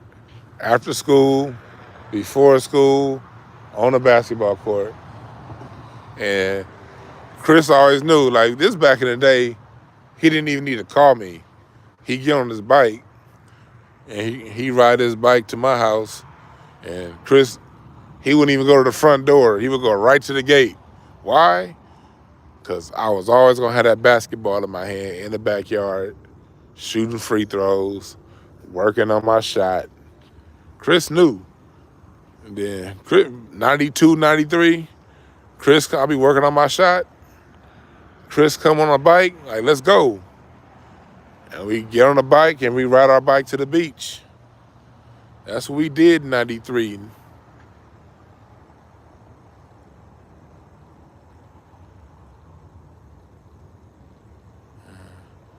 No, I wasn't BSing in school. I took school very serious. I was just hella dyslexic. Them tests fucked my head up. I was like, nope. I would digest the information, but when that test came, I would not have, especially if it was a fill-in-the-blank test. Even when I was in college, if I saw a fill-in-the-blank, I wouldn't even try it. Like, nope, I missed that. I failed that section. Then like multiple choice tests, in my head, I'd be thinking B, but with my hands, I'd actually mark down D. It'd be all kind of shit. Now in school, if they gave me a essay question and I had to answer the question in essay format, oh, that was gonna be an A every time. I could write some essays. Like that's how my brain worked. If it was like an essay question, I'm gonna get an A every time. But if it's fill in the blank, same test. If you tell me do fill in the blank or match these words or do a Scantron, I'm done, son. School used to fuck my head up. School used to fuck my head up. Them tests used to fuck me up.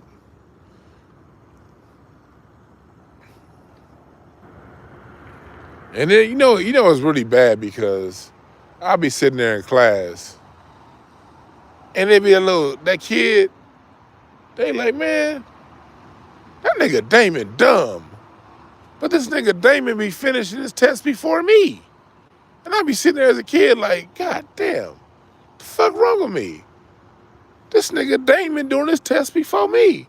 And I know that nigga stupid. Like, all that shit used to go through my mind.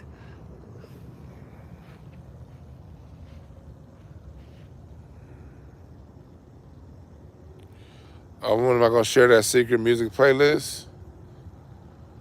Man, I don't know, man. I've been going back and forth about my iTunes playlist. Cause you gotta understand, my iTunes music playlist, I've been building that since Napster. Like when Napster was out, I used to burn a bunch of CDs.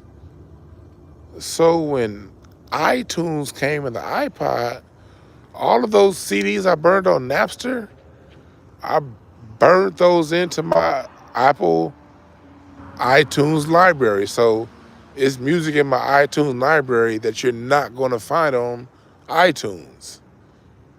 And I've been building this playlist since I was in college.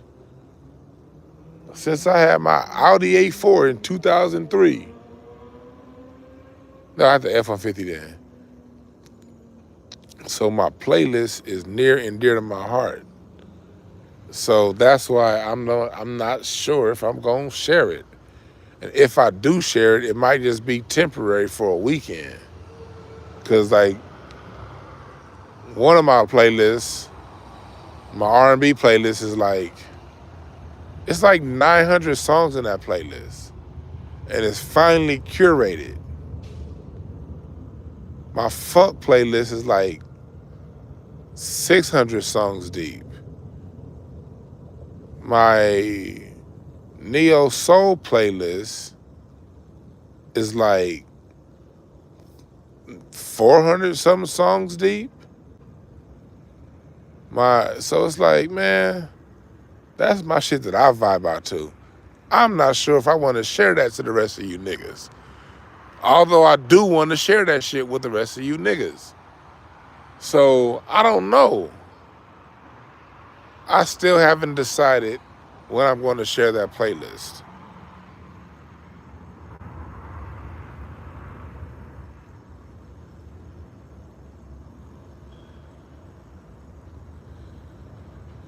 Yeah, like no, I have different like my iTunes playlist. Like it's this house broken down. I have a jazz mix, and my jazz mix has some Oscar Peterson, some stuff that you're not gonna find on iTunes. I have a mix from the 50s and the 60s, going back to like the early days of rock and roll, Chuck Berry, the Platters, Ike Turner, into the 60s, Martha and the Vandellas, Dionne Warwick, and that's broken up into that. I have a fusion jazz mix. Has like a whole bunch of Chick Corea and the history of fusion jazz in that mix. And I have another mix that's like 70s, like late 60s to early 80s, like 68, the beginning of funk, to about 82, 83. And that's broken up into my R&B list, like more so like the R&B sound, and another one that's from that same decade that's more the funk sound and some. So these lists are deep, and like I have a lot of funkadelic because George took a lot of Parliament funkadelic music off streaming because he wasn't getting paid right. So, but I got like you're not gonna find Not Just Knee Deep on iTunes. I got that shit. I got I got the long version of The World Is a Ghetto by War. And I'm not sure I want to share that shit with you niggas. But I do be playing them songs on Incense and Ashtrays. That's the playlist I be playing from on Incense and Ashtrays. I be playing from my iTunes playlist. My Spotify playlist, I gotta update it some more. That's some good shit. Listen to my Spotify playlist. But my iTunes playlist, the reason why Incense and Ashtrays is such a unique show The reason why Incense and Ashtrays is such a dope show is because I'm playing shit from my iTunes playlist that you're not going to find streaming. You're only going to hear these songs on Incense and Ashtrays. That's why y'all got to download Mixcloud. And don't wait for me to play it live. Like when you driving, just listen to Incense and Ashtrays when you driving. Nigga, that's some dope-ass music I be playing. But all them songs that you be hearing on Incense and Ashtrays, those is from my Apple iTunes playlist.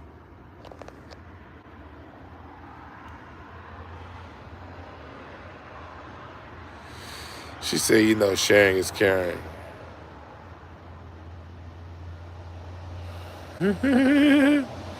That's funny.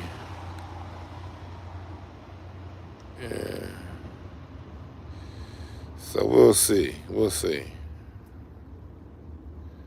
Thank y'all, moderators. Thank y'all, moderators. Yeah. Yeah, so. And I still got some shit. Like, I'm about to get a record player. So, yeah, now these playlists, and like on my playlist, on my iTunes playlist, I got a lot of B-sides. So on my iTunes playlist, you're going to hear some of the dopest music you've ever heard from artists. You may know who these artists are, but you're used to their, like when you listen to Marvin Gaye, you're used to What's Going On. You're used to Sexual Healing. You know, you're not used to the I Want You album.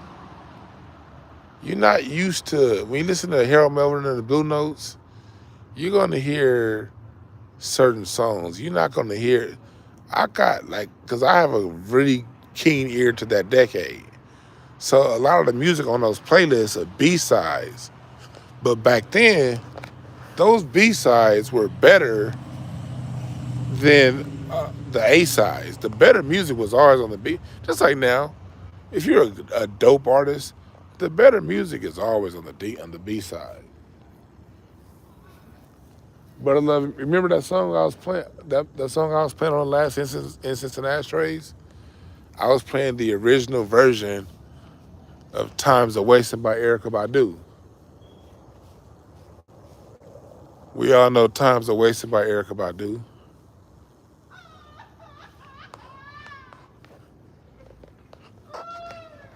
Some drug addict out here. Yeah, so yeah, it was. I played the original version of that. Like a lot of these songs, people don't be knowing. I played some of that Roy Ayers ramp. Oh, D-Train, yeah.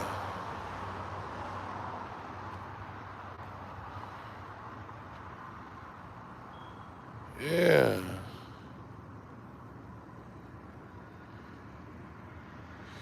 You're right. They can censor channels but can't seem to eliminate porn bites. Porn bots, yep. Yeah. I don't know if D-Train still is tour. I would love to see D-Train. I'm glad you asked that because I've never seen D-Train live. I would love to. I'm gonna see if I think they're still active. But they don't come to LA. Cause I tell you, if they came to LA, I'd have been seeing them motherfuckers.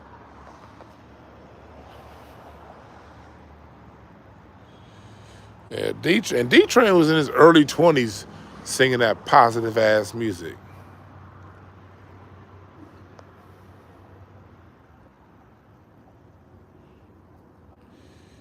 Okay.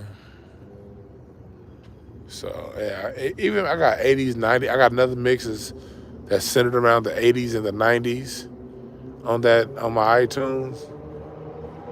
And I have another mix. Yeah, that's.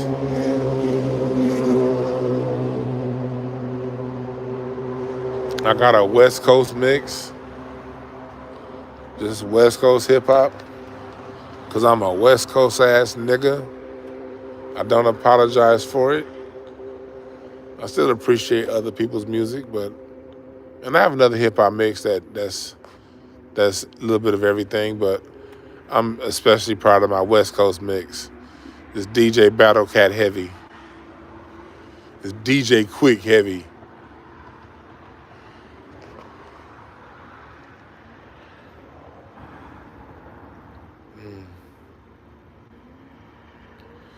Yeah, I love to see Patrice Rushen again. Patrice Rushen, I saw her the year before the pandemic hit. She did the Playboy Jazz Festival. The last year of the Playboy Jazz Festival, she did it. But she did a dedication to George Duke. She dedicated the night to George Duke.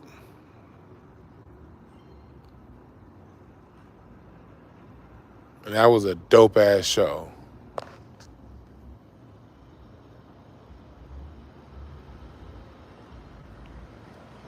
Yeah. Yeah, man. I would love to see Patrice Rushen again. She came about 10 years ago. She played in the park. They stopped this event, and I'm mad they stopped this event. But LA, from the 90s through the 2000s, up until like 2014, they used to have this event. They used to have this jazz at Warner Park in Woodland Hills. Warner Center Park in Woodland Hills on Topanga. And that's quite a distance from my house, but when it comes to the music, I'm rolling. It was a free summer concert series. And one time Patrice Rushen performed there. This is like 2010. Patrice Rushen performed. And that was a dope ass show. It was a free concert in the park.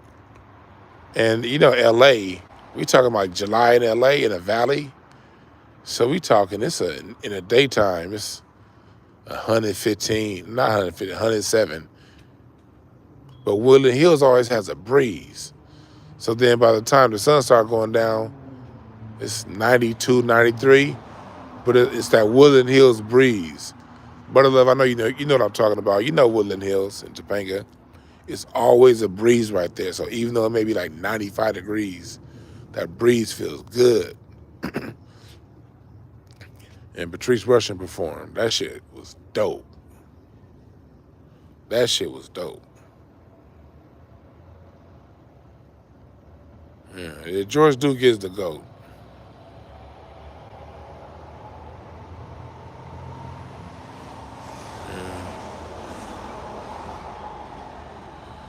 What are my thoughts about Screw? Screw ain't my style of music. I don't really fuck with it. But I appreciate it for what it is. But if you really want to hear where Screw comes from, I thoroughly recommend you look up this song by Funkadelic called Good Thoughts, Bad Thoughts. You're going to hear Screw circa 1974.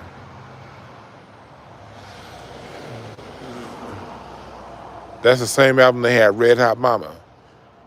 Red Hot Mama. You want to hear what eventually what will become 80s rock? 80s rock and roll, classic rock, that 80s rock and roll.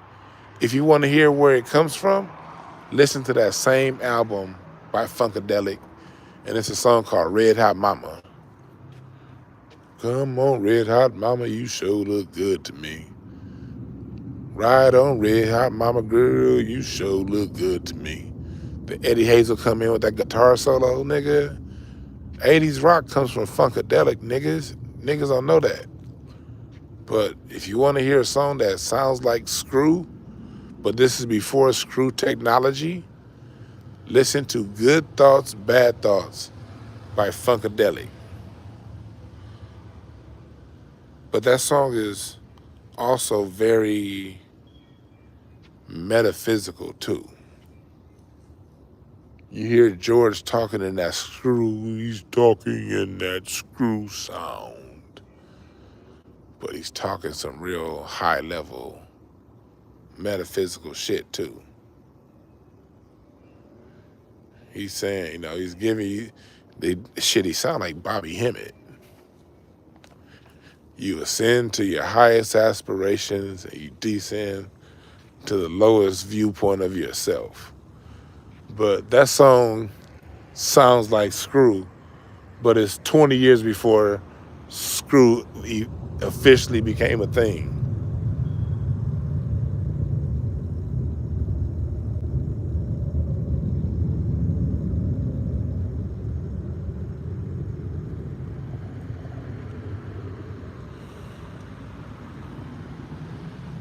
Yeah, Screw is what it is. In the Screw style of West Coast, I don't like. Look, just because it's West Coast don't mean it's good. There's plenty of trash West Coast. Let's tell the truth. I don't all or nothing, no sound. There's plenty of trash West Coast. I don't listen to J-Rock. I won't say J-Rock is trash, but I can't listen to J-Rock more than 2 songs, more than 6 bars. Screw changed the game for y'all. Screw didn't change the game for us. Dr. Dre changed the game for us. I don't know what you talking about. Dr. Dre changed the game for us. Before Dr. Dre, West Coast hip hop was techno.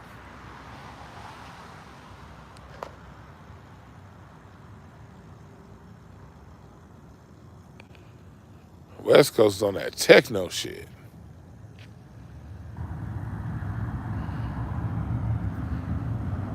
Then Dr. Dre came along and gave it that P-Funk sound.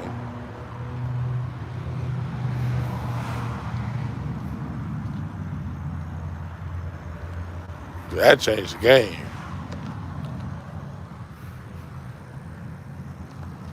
I said, Screw is what it is. I appreciate Screw. I don't know why y'all getting mad.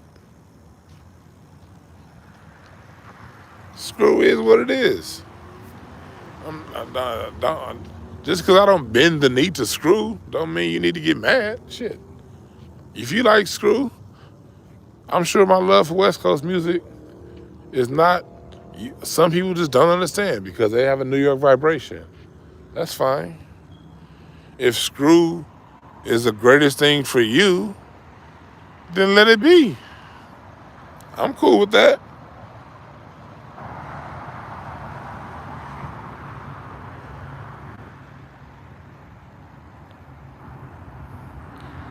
Yeah, J-Rock does have uplifting bars, but I don't like listening to J-Rock. Yeah, that's why I don't get why people get mad when you don't like their sound. Like, look, I hate New Orleans jazz. You know, get it? I like if someone's in here from New Orleans, how you doing today? If someone's in here from New Orleans, I do not like New Orleans. How you doing? I do not like New Orleans style jazz. I don't like New Orleans style hip hop. There, I said it. Somebody from New Orleans mad? There's some shit that I like, some shit that I don't like. And I'm sure New Orleans nigga, I hate music with a fucking washboard. You know what I'm saying? Just because I don't like it don't mean I don't respect it. Like we don't have jazz without New Orleans. We don't have jazz without Louis Armstrong.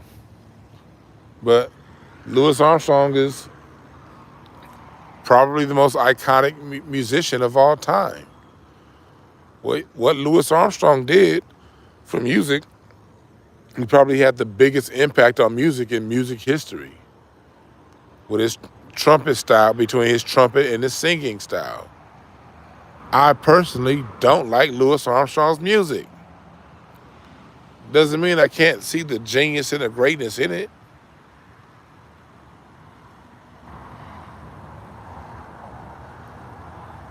Jeez. But just tell the truth. Will I ever play a Screw CD or album or download? The answer is fuck no. I'm not. But there are plenty of people who are, and that's fine. Same way, am I gonna ever play a trap album in my house? Hell no.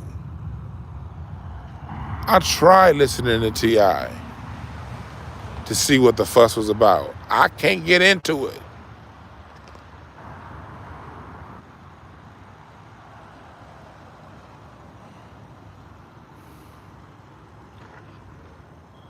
No, I've listened to enough trap. I've listened to enough screw to know that those sounds of music don't match my vibration. Life is frequency, people. Life is frequency and vibration. Channels. If your radio dial is on 98.7, it's not going to understand what's going on over there on 105.3.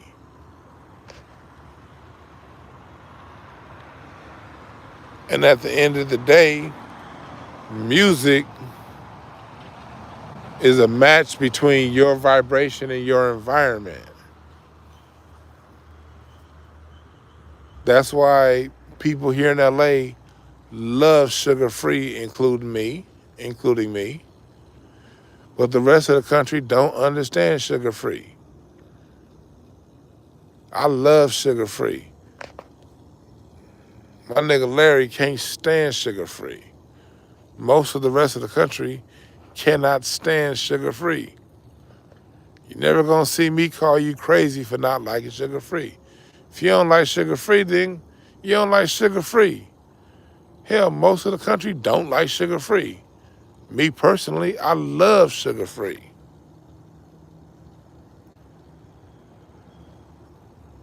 I love Too Short, but I did not like Mac Dre.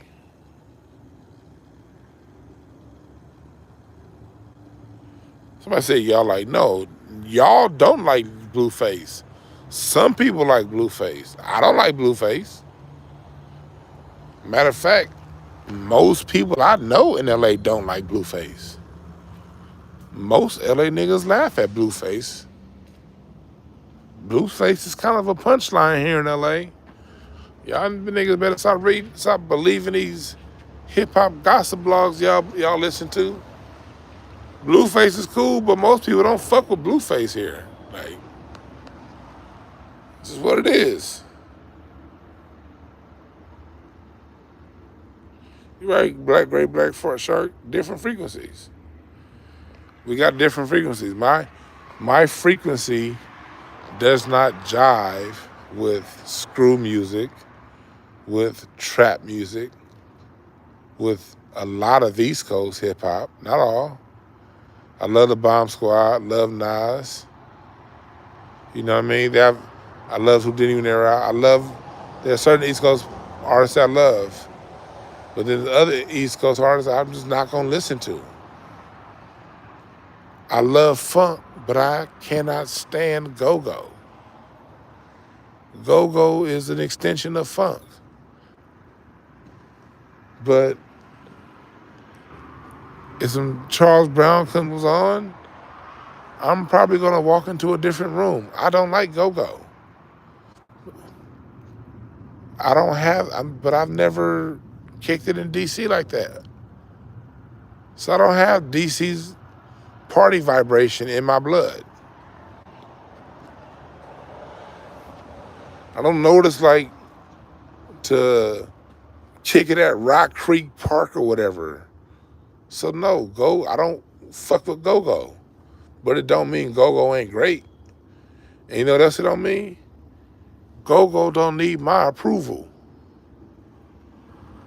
Just like trap don't need my approval. All of these different forms of music have the approval of those who like it. And that's all that matters. That's why I talk so freely about the music that I like. I talk about the music that I like because no disrespect to anybody, but I honestly don't give a fuck if you like it or not. I like it. So since I like it, that's what I talk about. I talk about the music that lifts my vibration.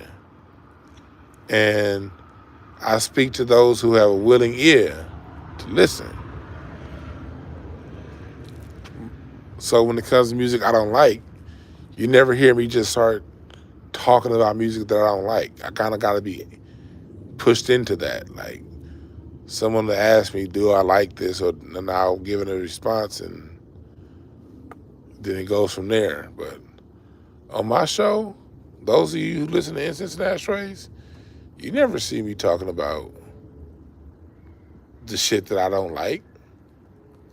We just keep it at what we like, and we vibe out to that.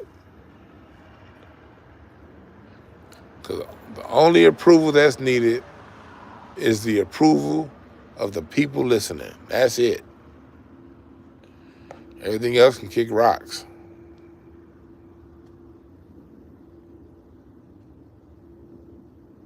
There is no music GOAT. That's some other shit that I don't do. There's no music GOAT. I love Nipsey. Nipsey was a god of his own. These is all gods. One god ain't greater than the other. Which one do you like? That's the GOAT. The GOAT is whoever you think it is. Let's remember that, folks. The best five is the top five is whatever top five you say it is. That's all that matters. If it's in your top five, cool. That's what's up. I don't view music from the viewpoint of most hip hoppers. I don't. Music ain't no competition to me. There's no there's competition between artists. They compete against each other to make the best album. So me as a listener, my job is just enjoy the competition and listen. Oh man, that was a dope competition. Now let me sit back and enjoy both y'all albums. Matter of fact, y'all competition made y'all make better albums. Now I like both y'all albums. That's how I think.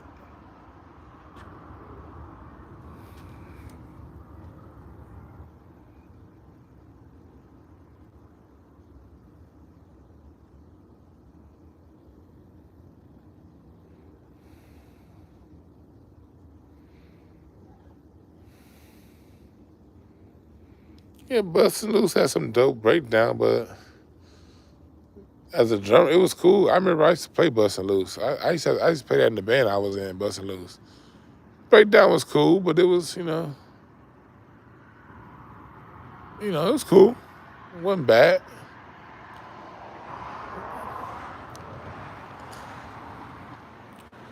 J. Cole, I don't dislike J. Cole. J. Cole's a great artist. He just puts me to sleep. It's two artists that put me to sleep more than anybody else. J. Cole and Will Downing. Brother love hate when I talk bad about Will Downing, but it's just true. Don't ever listen to no fucking Will Downing while you driving. Don't ever do that shit. That's suicide. Will Downing that's the most drowsy singing ass nigga on earth. Will Downing, Drake, and J. Cole. Drake is the same way. Drake is so fucking boring to me.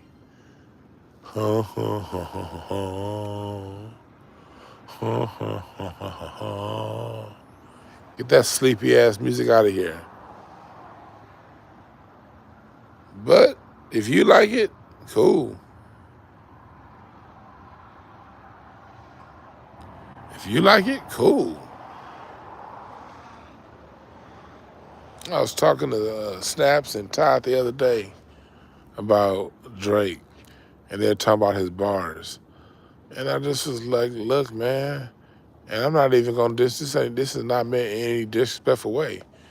But if you have the budget to keep the dopest writers on your staff, then you should have bars. God damn, this bitch can't park. God damn. But of course you should have bars. If you got all them writers, Like, okay, cool.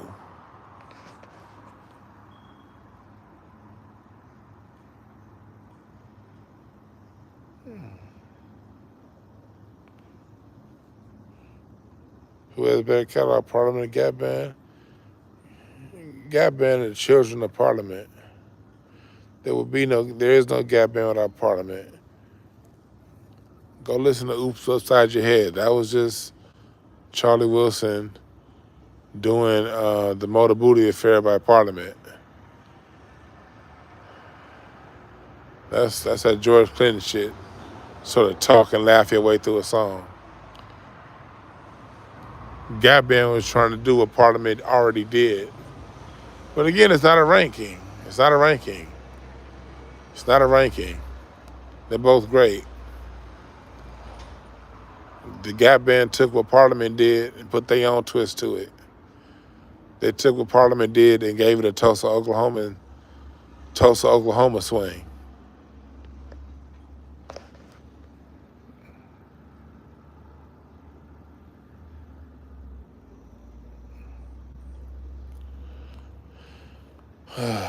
I'm about to get the fuck up on out of here, y'all. I've been talking too much. Rest in peace, Kevin Samuels. You know what I mean? You know, always respect people, even when you don't agree with them. It's good to still respect them, especially other black. Like I said, unless they've done things to politically harm us. I want to talk shit about these politicians. They've actually done things to undermine us as a group intentionally. That's something a little different. Kevin Samuels is just a personality that talked about relationships from his point of view. I didn't necessarily agree with his point of view on a lot of that stuff, but it was still his point of view. I don't think he was malicious. I don't think he had ill intent. I just think that he did the best he could do with the information that he had. So, you know what I mean? And he reached big success, with what he did. So, I respect it. I don't think he had any ill intent. I don't think he meant to be harmful. But it's a lesson in this. We all got our own demons. We all got our own problems. And it's probably better off that you spend your time working on yours before you jump out judging other people's for theirs. Work on your shit. Be the best you can be. And through being the best you can be and knowing yourself, hopefully you can attract somebody else on that same vibration in their journey in life.